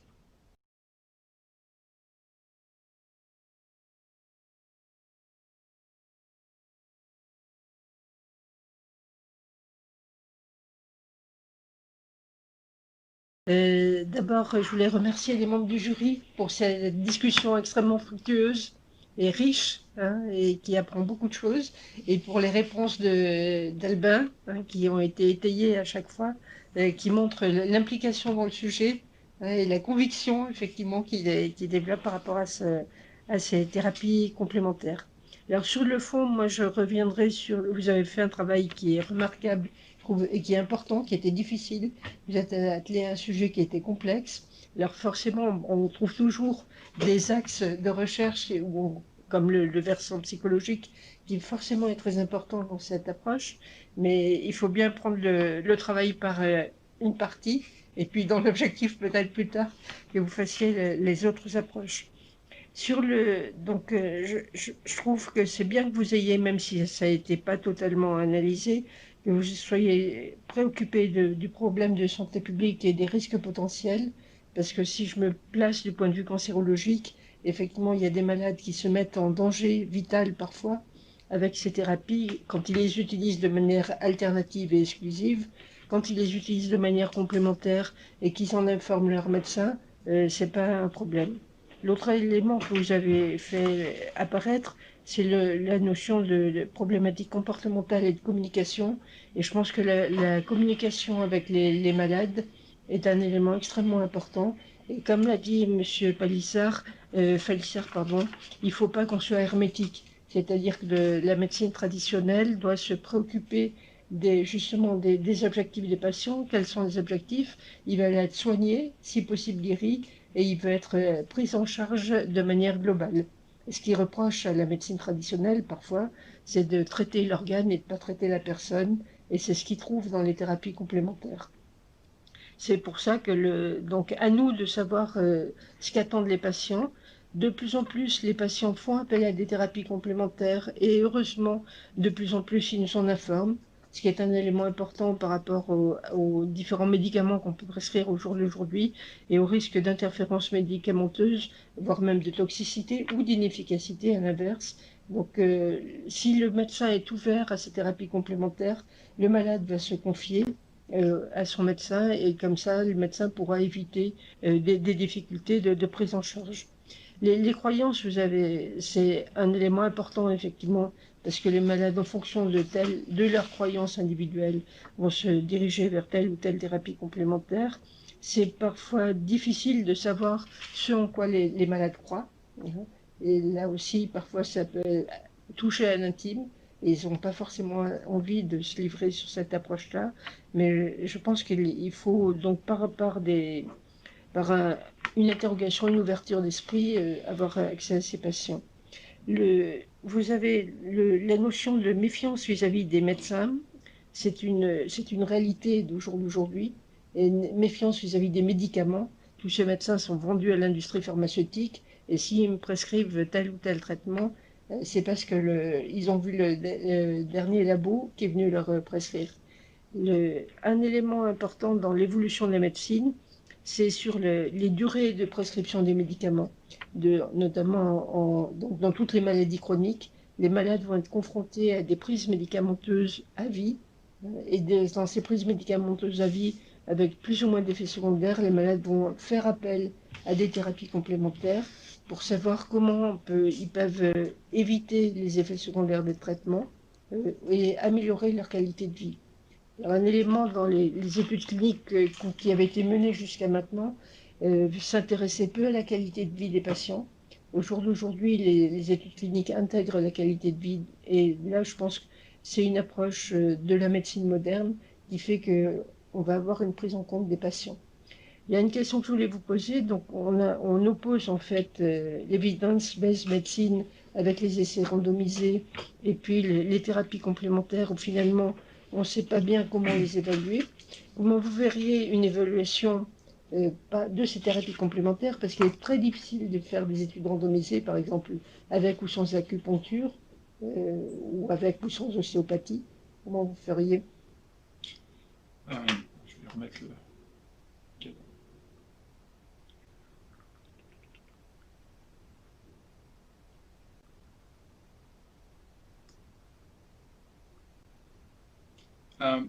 bon, alors là, on sort vraiment de mon domaine de compétences immédiats, puisque même si je m'y suis intéressé dans la conceptualisation, mon expertise n'est pas sur l'évaluation des thérapies alternatives, mais c'est vrai que très souvent, cette idée que les thérapies, les procédures thérapeutiques utilisées au sein de ces différentes disciplines, l'acupuncture, l'ostéopathie, la chiropraxie, serait difficile à évaluer. C'est sûrement vrai, mais j'ai l'impression quand même au fil des années de voir des progrès qui sont faits sur les dispositifs méthodologiques. Et je pense par exemple aux manipulations. Bon, vous avez pris l'exemple de l'acupuncture, mais celui que je trouve vraiment intéressant, c'est celui des manipulations vertébrales. En fait, on a un vrai problème de placebo, quel placebo de manipulation ou de massage, quel placebo de massage, quel placebo de manipulation vertébrale. Et une approche qui me semble intéressante, ouais, qui est vraiment toute, on est vraiment sur la pointe des études sur le domaine, c'est d'évaluer la crédibilité de la procédure qui a été choisie comme placebo en fait auprès du patient, et en fait de discriminer ensuite en fait, de contrôler les résultats à la lumière de la crédibilité que le patient a eu dans le placebo délivré. Et ça me paraît être voilà. Alors est-ce qu'on sera, je pense pas que ça nous permettra d'arriver à des résultats pareil qui sont indiscutables, etc. Mais je pense que là on a un progrès de la même façon qu'en acupuncture, des progrès ont été faits. Alors je suis pas du tout spécialiste de l'histoire de l'évaluation de ces thérapies-là, mais quand on a réussi la première personne qui a pensé aux dispositifs d'aiguilles rétractables qui permettent de simuler la piqûre d'acupuncture. Je pense que là, on a de la même façon fait un progrès qui, quand des essais cliniques sont conduits avec de tels dispositifs, amène à des résultats, bien, ce sera toujours le même problème, hein, dans lesquels on peut avoir un peu plus confiance, même si un essai seul, même très bien mené, ne pourra jamais permettre d'avoir un positionnement ferme sur la pratique. Donc, on peut faire des progrès. Comment je vois les choses concrètement, comment les avancer, c'est pas ma spécialité. J'espère qu'il y aura encore de nombreux progrès. Est-ce que ces questions seront tranchées, comme l'ont été les questions relativement aux procédures sur l'homéopathie? Je ne sais pas, je l'espère. À quel terme? Est-ce que le jeu en vaut la chandelle? C'est aussi une question qu'on peut peut-être se poser au regard de pousser vers des approches thérapeutiques distinctes. Voilà, j'ai vraiment pas d'avis sur la question, mais je pense je crois en une évolution positive de l'évaluation de ces pratiques. Oui. Et est-ce que vous pensez qu'à terme, on pourra avoir une réglementation qui puisse sécuriser le parcours du patient face à ces thérapies complémentaires? Ou c'est totalement illusoire? Je vais prendre quelques instants pour y réfléchir. Spontanément, intuitivement, je suis assez peu favorable, mais vraiment très intuitivement, hein, spontanément, à des dispositifs réglementaires d'encadrement. Maintenant, c'est vraiment une position à chaud, très générale. Il faudrait voir dans le détail. Et puis, encore une fois, il faudrait voir comment c'est toujours le problème similaire, comment ces procédures réglementaires sont décidées par la population. Est-ce que c'est quelque chose d'imposé ou est-ce que c'est quelque chose de choisi? Mais voilà, plus concrètement, une idée concrète, est-ce que c'est possible, est-ce que c'est souhaitable, etc. Je n'en ai aucune idée. À chaud comme ça, je ne pourrais pas donner une réponse plus précise que ce que je viens de donner. Dans une de vos réponses, vous avez dit que les deux systèmes, médecine traditionnelle et complémentaire, pouvaient être compétitifs. Ou complémentaires. Est-ce que vous pensez qu'on doit être sur la compétition? Il ne me semble pas, moi. Mais en fait, de fait, on est, si on prend le mal de dos, le mal de dos non spécifique, on est de fait sur un système compétitif. C'est-à-dire qu'un patient qui a mal au dos, il peut aller voir son médecin, après il peut aller voir son kiné, bientôt il pourra aller voir son kiné en première intention, directement, alors sous contrôle, il y a tout un protocole. Il peut aller voir un ostéopathe, il peut aller voir un chiropracteur, il peut aller voir un naturopathe, il peut aller voir... Donc on est de fait pour cette prise en charge sur un aspect compétitif, enfin une structure compétitive. Est-ce que c'est souhaitable ou non que ça perdure à long terme? Encore une fois, c'est des questions qui sortent largement de mon domaine d'expertise et qui nécessitent d'être évaluées, mais spontanément, sur une affection pour lesquelles, si on avait vraiment, on savait qu'on a, c'est toujours le problème, si on avait vraiment une prise en charge dont on sait qu'elle est efficace, qu'elle a une efficacité radicale, bien peut-être que cette compétition serait problématique. Mais en même temps, est-ce qu'on aurait cette compétition? C'est-à-dire que si les gens qui ont mal au dos pouvaient prendre un médicament et puis avoir mal sans effet secondaire, est-ce qu'ils iraient voir à droite à gauche? On peut en douter. Mais c'est pas le cas. C'est-à-dire qu'aujourd'hui, sur le mal de dos, pour reprendre, parce que c'est le motif le plus... ce qui sera différent du cancer, là on a des prises en charge qui ont fait la preuve de leur efficacité, alors pas tous, pas forcément sur tous les paramètres, qui ont les effets secondaires, en tout cas pour rester sur le mal de dos, on est tous un peu en difficulté pour prendre en charge ce problème. Donc, dans quelle mesure le système compétitif pousse finalement les thérapeutes dans leur ensemble à se dépasser pour produire les meilleurs soins possibles pour leurs patients, et dans quelle mesure c'est bénéfique aux patients, ou dans quelle mesure c'est problématique, ça c'est vraiment, je pense que c'est une question empirique qui nécessite des investigations spécifiques. Je ne suis pas du tout spécialiste de ça, donc, mais j'aimerais savoir, est-ce qu'il vaut mieux, est-ce que cette compétition est profitable ou non, mais a priori je ne suis pas fermé à ce que peut-être elle soit souhaitable pour des affections de ce type. Moi, je pense que le système compétitif est dangereux pour les malades. Je vous donnerai un exemple d'une malade que j'ai vue cette semaine.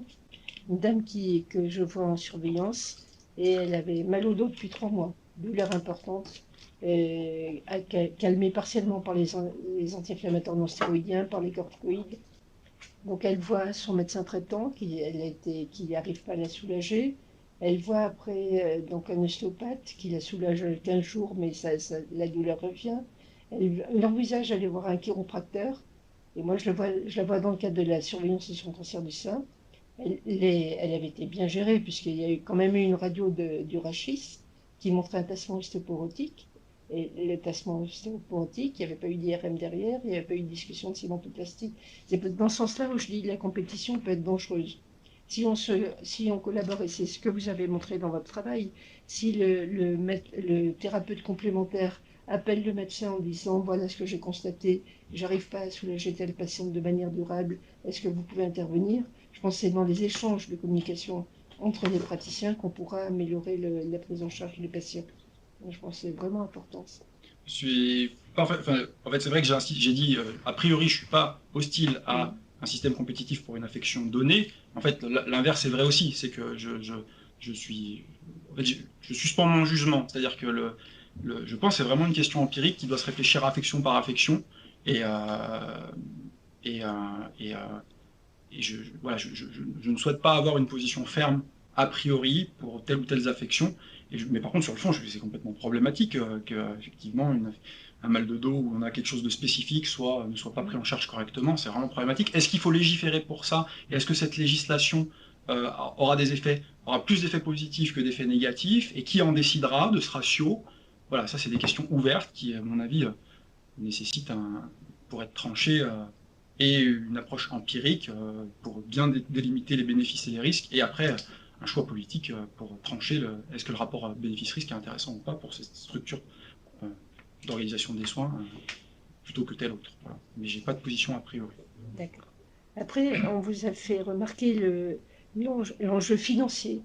Et effectivement, l'enjeu financier, il est majeur, que ce soit dans la médecine traditionnelle ou dans les médecines complémentaires.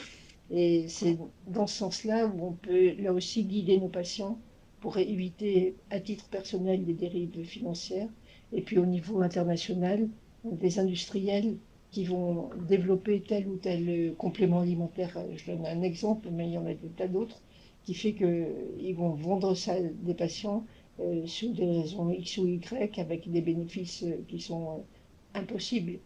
Donc je pense que si tous les professionnels de santé on est sensibilisés à cet aspect-là, on peut faire remarquer aussi aux malades que là aussi, les professionnels de santé ne sont pas vendus à l'industrie, mais qu'on est vigilant sur ce qui leur est proposé. Donc vous avez montré la complexité de ces thérapeutiques. Moi, je pense que vous avez levé une pierre à l'édifice et qu'il y a encore une mine de travail à faire. J'espère que vous continuerez dans ce sens-là, même si vous faites une petite pause pour prendre du recul. Je suis sûr que vos 2 directeurs de thèse ne vous lâcheront pas comme ça. Voilà. Merci beaucoup. Benoît. Merci Mireille. Bonjour à tous. J'étais un petit peu en retard tout à l'heure parce que il ne suffit pas de prendre de l'avance chez l'ophtalmo. Voilà, tu arrives à 8h et il prend à 9h. Donc je suis désolé. On avait essayé de jongler avec cette affaire avec Albin, et puis ça n'a pas marché. Donc désolé d'avoir été en retard. En réécoutant Albin, j'ai mis, parce que j'aime bien faire ça en écoutant les impétrants, j'ai mis qu'est-ce que ça mouline, et puis j'ai mis mais c'est une vraie machine de guerre. Ce parcours-là, je pense que je vais garder pour l'instant de toi ces 2 adjectifs-là. Qu'est-ce qui mouline ce garçon, et c'est une machine de guerre. Pour rappeler que le sujet, en fait, pourquoi il y a un pharmacien dans la bande, parce qu'on s'aime bien déjà, parce qu'on n'habitait pas loin au niveau hospitalier, parce qu'on faisait partie de la même équipe de recherche, et puis que pour les pharmaciens de notre site, ce thème-là, il est vraiment d'intérêt depuis pas mal d'années. Et il est aussi intégré à la pratique clinique, qui m'est chère et puis qui est chère à Mireille que je regarde. C'est une évidence dans les anamnèses que font les pharmaciens au CHU de Grenoble qu'ils doivent intégrer le questionnement autour de ces pratiques complémentaires. À deux titres. D'abord parce que moi je considère que mon boulot c'est de sécuriser l'usage des produits de santé. Alors, moi je ne parlerai pas de l'extérieur je ne parlerai pas des procédures de santé, c'est pas mon cœur de métier, des produits de santé. Donc c'est de mon métier de garantir qu'on ne prend pas de risques.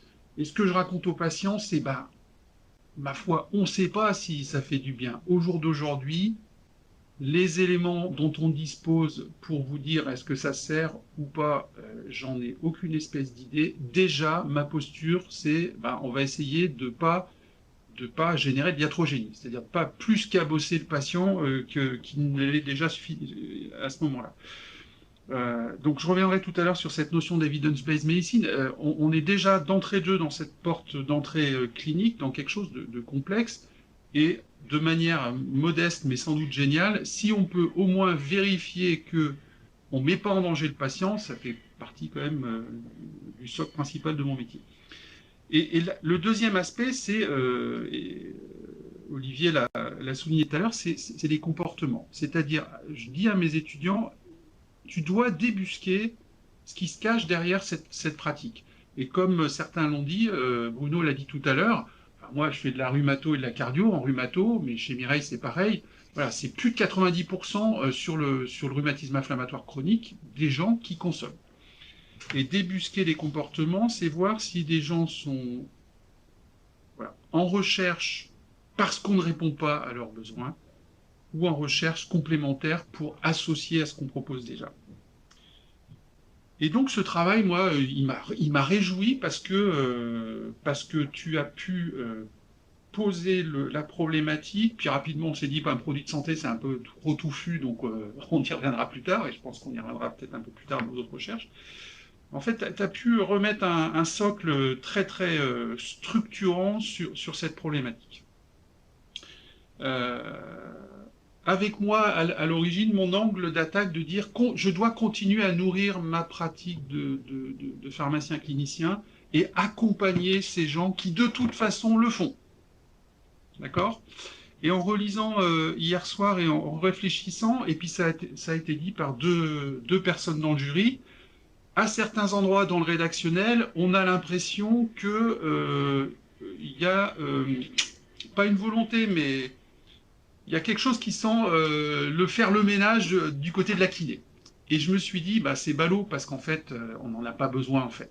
C'est un peu contre-productif et je pense que pour partie, c'était un peu le sens de ce que Bruno voulait évoquer. En préambule aussi, je me dis, on a vachement de chance. On fait ça en diminution de Covid. Si on avait fait la soutenance trop tôt, comme on avait essayé de la faire, ça aurait été moins marrant parce que là, aujourd'hui, on pourrait reparler d'evidence-based medicine médecin. Maintenant, c'est encore plus le bazar qu'avant. Enfin, je veux dire, voilà. On va regarder ce que donne le retrait du papier sur la chloroquine du Lancet. Enfin, c'est un vrai roman feuilleton cette affaire. Depuis le début, on voit bien que la communauté médicale s'écharpe quand même, on peut utiliser ce mot, sur une posture dans le soin vis-à-vis du niveau de preuve. Et en fait, c'est au cœur de tout ce que tu décris là. Donc, moi, ça a rajouté à la complexité de la lecture de tout ce que tu proposes. En t'écoutant à l'oral, je me disais, voilà, thérapie alternative, il va falloir qu'on invente un autre truc, quoi. Parce que de fait, dans tes résultats, tu dis, la plupart des gens, il le faut en complément, tu corrobores. Donc il va falloir qu'on invente un terme plus positif pour dire, mais la plupart des gens, ils sont là pour trouver d'autres pistes en complément. Et je pense que dans la communication de ce type de travail, ça sera un petit plus d'avoir un vocable un peu plus, voilà, un peu plus doux, un peu plus positif.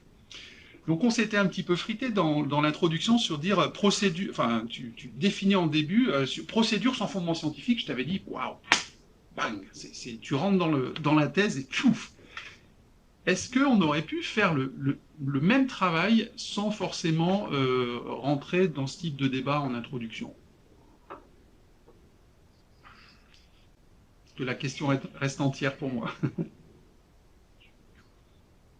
C'est-à-dire poser d'entrée de jeu ton périmètre en disant, bah, grosso modo, on va travailler sur les médecines complémentaires alternatives, procédure sans fondement scientifique. Moi, je t'avais dit, tu te souviens, waouh, je trouve ça un peu raide, et on va se prendre des anticorps.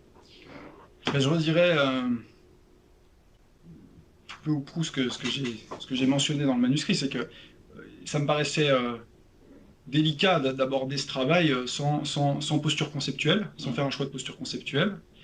Et les deux postures conceptuelles en compétition, entre guillemets, on a celle que j'ai choisie, et on a cette autre posture qui est celle de l'OMS, et qui est de dire les thérapies alternatives et complémentaires, c'est les pratiques qui sont utilisées, qui ne sont pas utilisées de manière majoritaire par les professionnels de santé dominants. Voilà. Bon, le problème, c'est que c'est les trois problèmes de cette approche. Bon, déjà, qu'on choisisse l'un ou l'autre des concepts, quand on regarde l'opérationnalisation est tout le temps la même. Ensuite, le problème de cette approche, c'est que c'est une approche un peu détournée. C'est-à-dire ces pratiques utilisées, c'est un critère sociologique, ces pratiques utilisées par les thérapies, de manière minoritaire par les médecins, les professionnels de santé, ça ne nous dit rien sur les thérapies en question. Donc en fait, c'est un pas de côté pour éviter d'aller faire d'avoir une posture ontologique claire sur l'objet de base. Et donc il y a un problème, pour moi, conceptuel, ça pose un problème conceptuel, et du coup ça masque aussi, en faisant ce choix conceptuel-là, eh bien on masque les potentiels problèmes qu'il y a, que ce soit les risques directs à utiliser ces procédures, indirectes, ou le risque économique, et je le dis basiquement, voilà, à dépenser de l'argent pour une thérapie au mieux sans effet et dangereuse. Enfin, voilà. Donc on aurait pu faire un travail similaire, mais à un moment donné, je pense qu'on aurait manqué quelque chose de très important et que je n'avais pas envie de manquer. Voilà, tout simplement. Moi, je pense qu'on aurait pu faire un travail similaire et peut-être, mais on en reparlera pour la communication derrière, beaucoup plus efficace dans la communication. Mais je pense que Bruno, c'est ça qu'il a voulu te dire. Parce que d'entrée de jeu, on reste sur quelque chose de très frontal. Et le enfin, je vais pas revenir sur ce qui a été dit tout à l'heure, le fondement scientifique, on pourrait en parler des heures.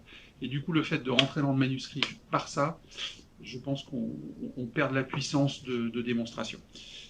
On en avait déjà parlé. Effectivement, les deux plus-values, et je reviens à la posture là, de ce pharmacien au quotidien là, dans nos équipes de soins, c'est le risque objectif, et ça a été souligné, la difficulté, c'est qu'on n'a pas beaucoup de choses. Alors moi, je suis le roi du pétrole, parce que sur les produits de santé, il y en a des choses. On a des bases de données, on a des collègues qui ont commencé à compiler de l'information, et du côté des thérapies manuelles là, que vous avez pu explorer dans le travail, là, il y a moins de choses, et c'est problématique, parce qu'effectivement, on avance sur un champ, mais on ne sait pas vraiment si ça abîme des gens, quoi. Ça a été souligné, ça c'est un truc qu'il faut qu'on le confronte. Je pensais à un autre dossier qu'on a en ce moment sur l'usage des cosmétiques, hein, qui est un gros dossier pour l'Université de Grenoble, dans lequel on participe. On a exactement la même charpente de recherche, et on a quasiment les mêmes problèmes. Alors, définir la cosmétique, c'est un petit peu plus facile. Et après, le niveau de risque encouru, on n'a quasiment pas de signaux, pour plein de raisons, essentiellement pour des raisons de stratégie industrielle. Et c'est super compliqué, parce que on dit que c'est un thème d'intérêt, mais en fait, fondamentalement, on ne sait pas si les gens sont en danger. C'est que des feelings de dermatologues. Et ça reste vraiment pas très agréable pour le chercheur. Moi, le cœur du truc, et je pense que les développements qu'on a à réfléchir, c'est effectivement la modélisation de ce consommateur. Je suis désolé, je suis marqué au saut de l'économie de la santé, c'est mon champ d'origine. de ce consommateur, qu'est-ce qui fait qu'il y va? Et donc ça, tu abordes tout un tas de choses, et puis ça a été dit aussi et renforcé par Olivier. Il faudra effectivement beaucoup plus fouiller parce que c'est excessivement complexe. Là où on en est rendu, est-ce qu'on peut faire l'impasse de choisir un champ théorique ou pas? Parce que là, effectivement, comme tu l'as dit tout à l'heure, il a placé des bulles, mais on y retrouve des axes qui pourraient être très très microéconomie, des axes qui pourraient être très très psycho de la santé. Il faudra réfléchir à ça. Enfin, dans l'équipe, on a potentiellement plusieurs types de compétences pour avancer là-dessus, mais je ne sais pas s'il ne faudra pas spécifier un champ particulier. Prendre, voilà, user de modèles de psycho de la santé ou aller peut-être dans l'économétrie pour faire des choix discrets ou des choses comme ça pour avancer plus dans la démarche. En tout cas, on fait ce qui se révèle et ce qui me frappe encore dans le boulot, parce que tu fais des propositions en conclusion, dans cette notion de choix de ce consommateur, c'est l'information, quoi. Et le Covid nous le révèle encore plus, quoi. C'est ultra compliqué. Moi, j'ai passé quasiment 2 heures tous les soirs depuis 2 mois avec ma société savante pour faire de la revue de biblio et foutre ça en ligne pour les pharmaciens de France et de Navarre. C'est ultra compliqué, déjà d'accéder au doc, et puis après de se dire, dis donc, il faut qu'on comprenne un petit peu à l'intérieur ce qu'il y a. Et donc, le monde de la santé devient ultra compliqué. Qu'est-ce qu'il faut pour accompagner nos citoyens, on en a parlé tout à l'heure, nos consommateurs potentiels, à des choix éclairés? C'est vraiment le cœur du réacteur du truc, je pense. Tu as évoqué les FIP, tu as mis du Sustersic dans la conclusion. Il faut qu'on aille vachement plus loin, hein. Enfin, participer au travail de Mélanie, mais je pense qu'il faut qu'on aille beaucoup plus loin dans l'affaire parce qu'on voit que c'est ultra complexe et il ne s'agit pas que d'apporter de l'information factuelle. Il y a l'information factuelle, je pense que les modèles de décision médicale partagée sont des papiers intéressants à regarder, quoi.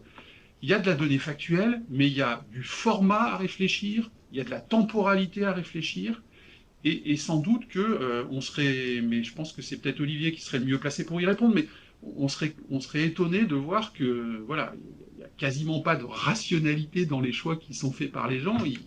Ils reconstruisent a posteriori, comme il l'a dit tout à l'heure, et qu'au final, les arguments sur lesquels ça tient, ça va être ultra ténu. Mais je pense que Mireille, dans sa consultation, elle pourrait nous donner plein d'exemples pour faire avancer le patient. Des fois, ça tient à rien, et c'est absolument pas quelque chose de carré et de rationnel, quoi. Et je pense qu'il faudra qu'on pousse dans ces champs-là, au final. Et puis, je disais dans le débat de l'evidence-based medicine, j'écoutais et je me disais, purée, je pense que le Covid c'est obligé qu'il faut qu'on carchérise notre façon de construire cette evidence-based medicine. Et en plus, je trouve que le vocable, il me plaît plus bien, quoi. On a entendu parler un petit peu de velléité de reconstruire une logique d'utilité sociale par rapport aux biens et aux services de santé. Moi, j'ai fait une petite dizaine d'années gratte-papier pour préparer des dossiers de transparence, donc je vois bien comment on apporte ce rationnel au-delà d'un essai clinique pour essayer de vendre ça à la collectivité, mais il faut qu'on le nettoie, parce qu'on voit bien qu'on est complètement décalé de ce que demandent les gens. Olivier l'a dit, à la votation en Suisse, les gens y réclament, et donc le jeu citoyen démocratique fait qu'on y va. En France, on est à des années-lumière quand on voit en transparence comment ça bosse. Il est grand temps de renettoyer ce truc-là et d'intégrer la voix du patient. On a une pierre au feu en ce moment avec notre représentation patiente localement aussi, à l'Université de Grenoble. Je pense qu'il y a des vrais enjeux, mais il faut y aller maintenant. Il faut qu'on intègre cette vision utilitariste, mais vue par le consommateur, qu'on ne fait pas. Même en cancéro, on ne sait pas bien faire dans les essais. Et donc ça, je pense que ce travail m'évoque cette nécessité d'aller là-dedans, quoi. Au final, bravo, parce que, oui, j'ai mis que je suis très impressionné parce que tu es quelqu'un de ultra structuré. J'ai dit que tu es une machine de guerre, c'est-à-dire que tu vas super vite.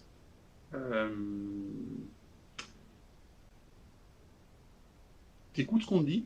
Alors des fois, effectivement, on peut fighter, mais c'est bien, c'est partie du jeu.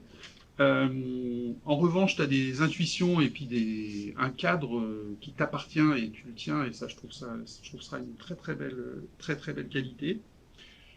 Dans le rédactionnel, si j'avais encore des regrets, c'est qu'effectivement, mais ça a été dit et je termine par là, je pense que, mais j'ai entendu un truc que tu as dit à l'oral et j'ai compris. Tu as dit il faut différencier le travail du chercheur, le travail du thérapeute. C'est peut-être mon petit cheminement et quelques années de plus que toi qui me font dire mais moi je ne fais plus la frontière. Peut-être qu'il y a 20 ans, quand je faisais de l'économétrie, je disais ouais bon ouais, faut être super rigoureux, bing bing, attention, bing. Et puis les gars en blouse blanche, je m'en fous. Au jour d'aujourd'hui,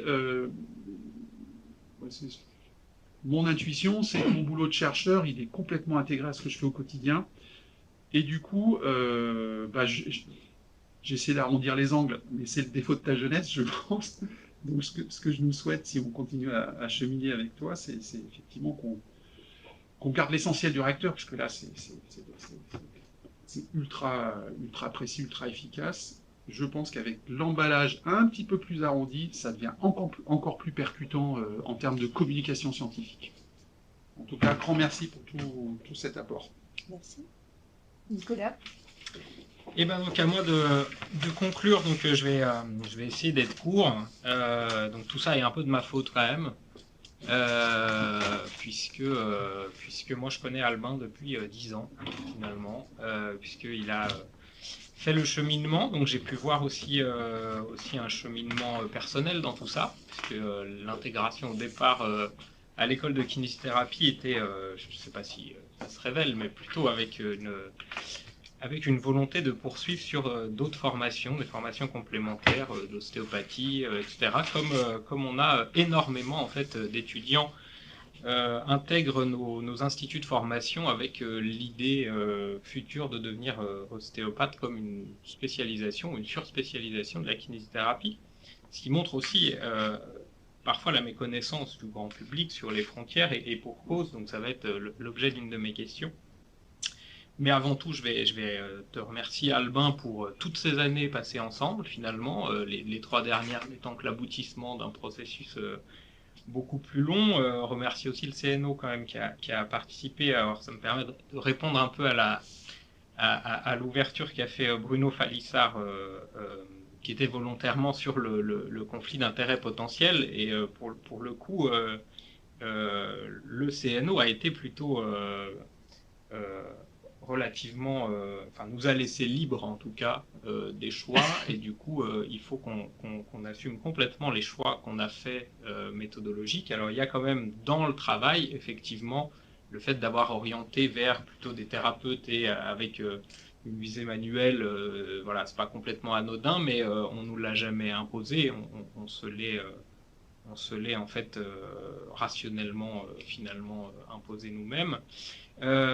Et puis du coup je voulais souligner quand même le courage qu'il y a à faire une thèse en règle générale quand on est professionnel de santé. Donc on arrive là sur un processus de maturation. On a un kinésithérapeute qui fait une thèse encadrée par un kinésithérapeute, et c'est quand même un dispositif qui va être amené à se répéter, je l'espère, un petit peu partout, mais d'un point de vue vraiment professionnel, c'est quand même une étape qu'il faut noter.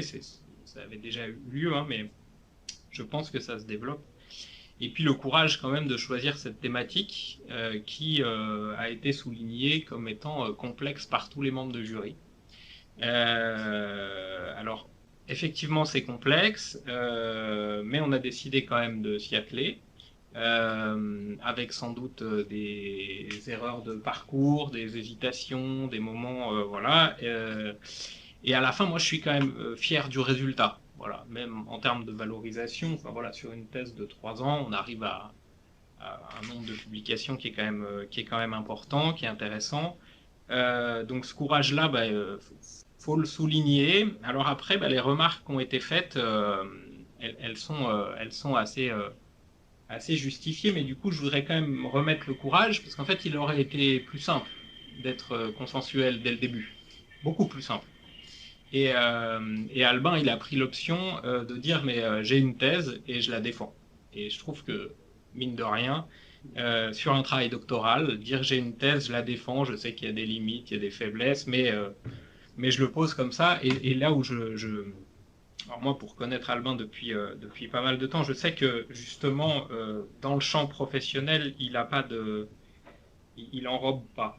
Mais même dans la communication interpersonnelle, quand c'est pour le professionnel, il n'y a pas de fioriture autour. Et du coup, il a tendance à avoir ce fonctionnement-là.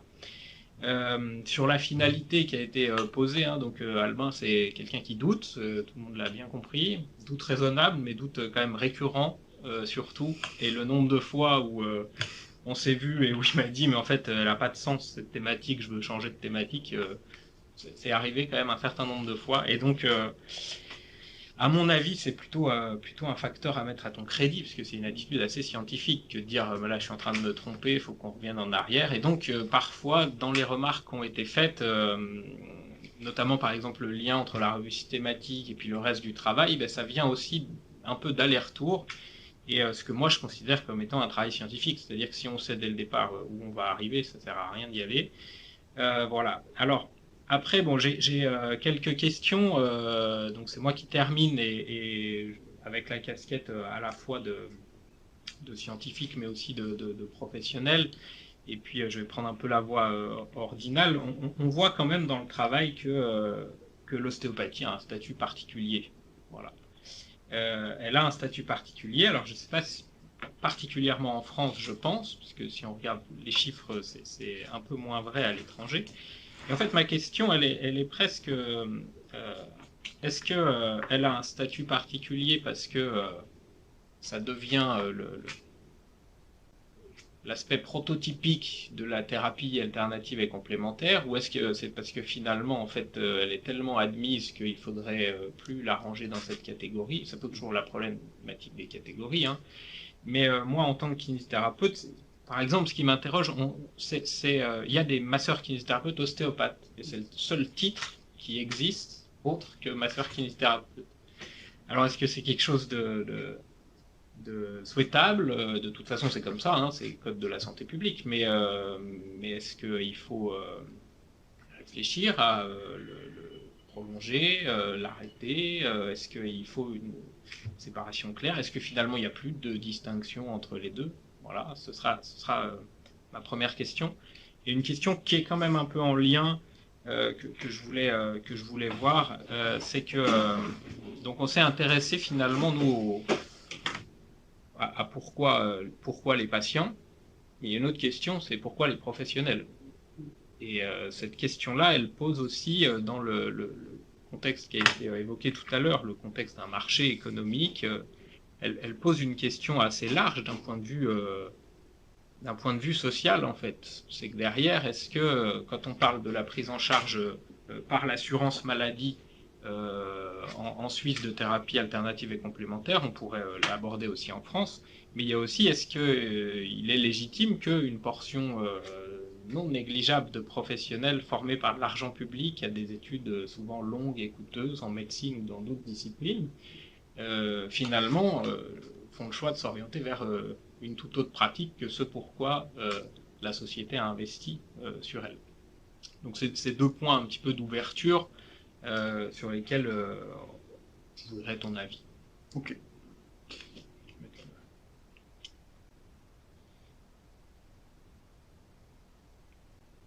Alors, donc ouais, le diplôme de MKO, bon, question ouverte, réponse ouverte, et qui, encore une fois, je l'espère, pas trop, rester centré.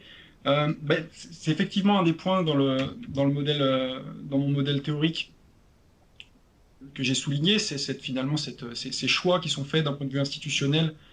Moi, j'ai fait l'hypothèse qu'ils avaient un impact sur la décision du patient de recourir à tel ou tel thérapeute, et en l'occurrence sur le choix de faire la promotion, par exemple, du masseur kinésithérapeute ostéopathe, qui a eu des campagnes publicitaires, je ne sais pas comment on peut les qualifier, des campagnes de communication du Conseil national de l'ordre des kinés, pour promouvoir le recours au MKO. Mon masseur kiné ostéo, pour un mal de dos, c'est mon masseur kiné ostéo.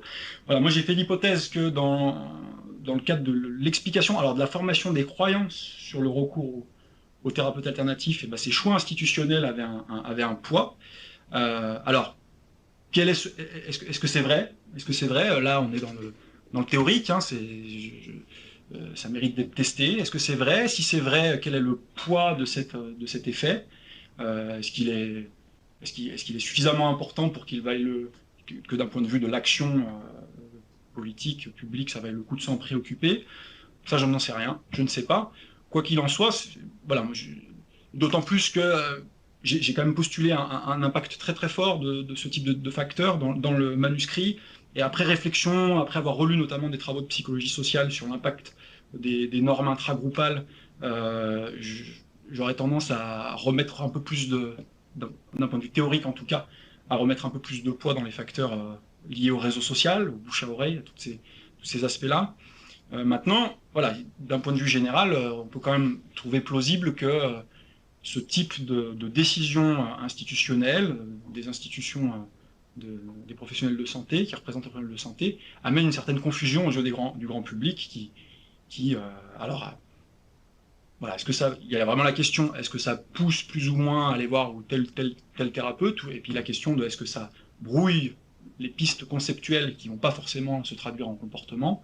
Ça, j'ai vraiment pas de réponse à tout ça. Mais en tout cas, voilà, il y a là quand même un élément intéressant, quoi, dans quelle mesure le fait que les gens soient au courant que les masseurs kinés puissent aussi pratiquer l'ostéopathie et se revendiquer ostéopathe, dans quelle mesure cette connaissance-là a un effet sur leur décision d'aller consulter un ostéo.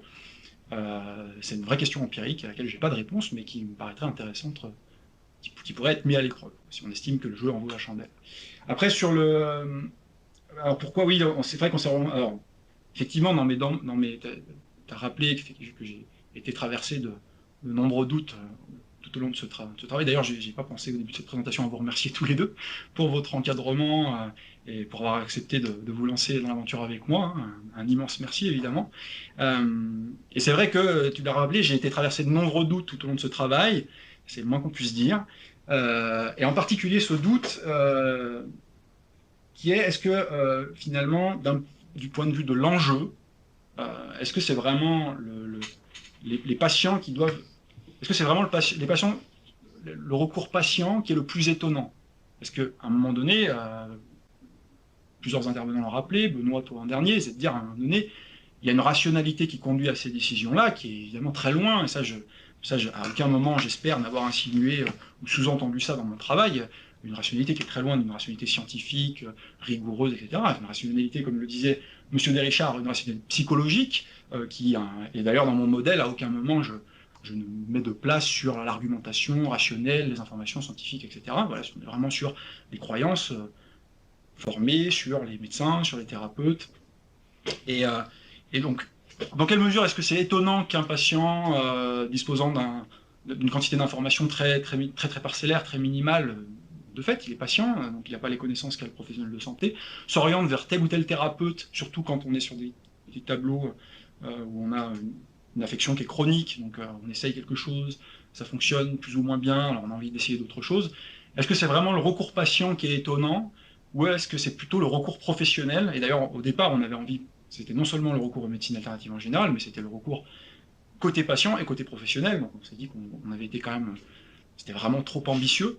Mais après coup, d'un point de vue de l'enjeu, voilà, qu'est-ce qui explique que des professionnels de santé formés, et ça je l'explicite clairement dans mon ouverture, dans mon chapitre 6, hein, formés à la pensée scientifique, à la pensée rationnelle, formés vraiment dans le cadre de la médecine bernardienne, en viennent à faire des choix de formation, de pratiques qui s'inscrivent vraiment alors, des fois plus ou moins en faux, on est dans le cadre des pratiques controversées, et puis des fois carrément en porte-à-faux avec ce cadre bernardien. Ça me paraît vraiment quelque chose d'étonnant, et c'est vrai qu'après coup, c'est vers cet objet de recherche que j'aurais plutôt, sur la thématique du recours aux médecines alternatives en général, voilà, le recours au côté professionnel m'intrigue vraiment au plus haut point. Voilà, je terminerai comme cela. Très bien, je ne vais pas être plus long, puisque de toute façon j'ai posé mes questions 1000 fois dans les 3 années qui viennent de s'écouler, donc Je te remercie encore une fois pour ce travail de qualité vraiment qui a abouti à quelque chose dont je suis très fier. Merci beaucoup. Bien. On va délibérer, si ça vous ennuie pas. Non, alors je vais juste prévenir on va interrompre le live. Alors.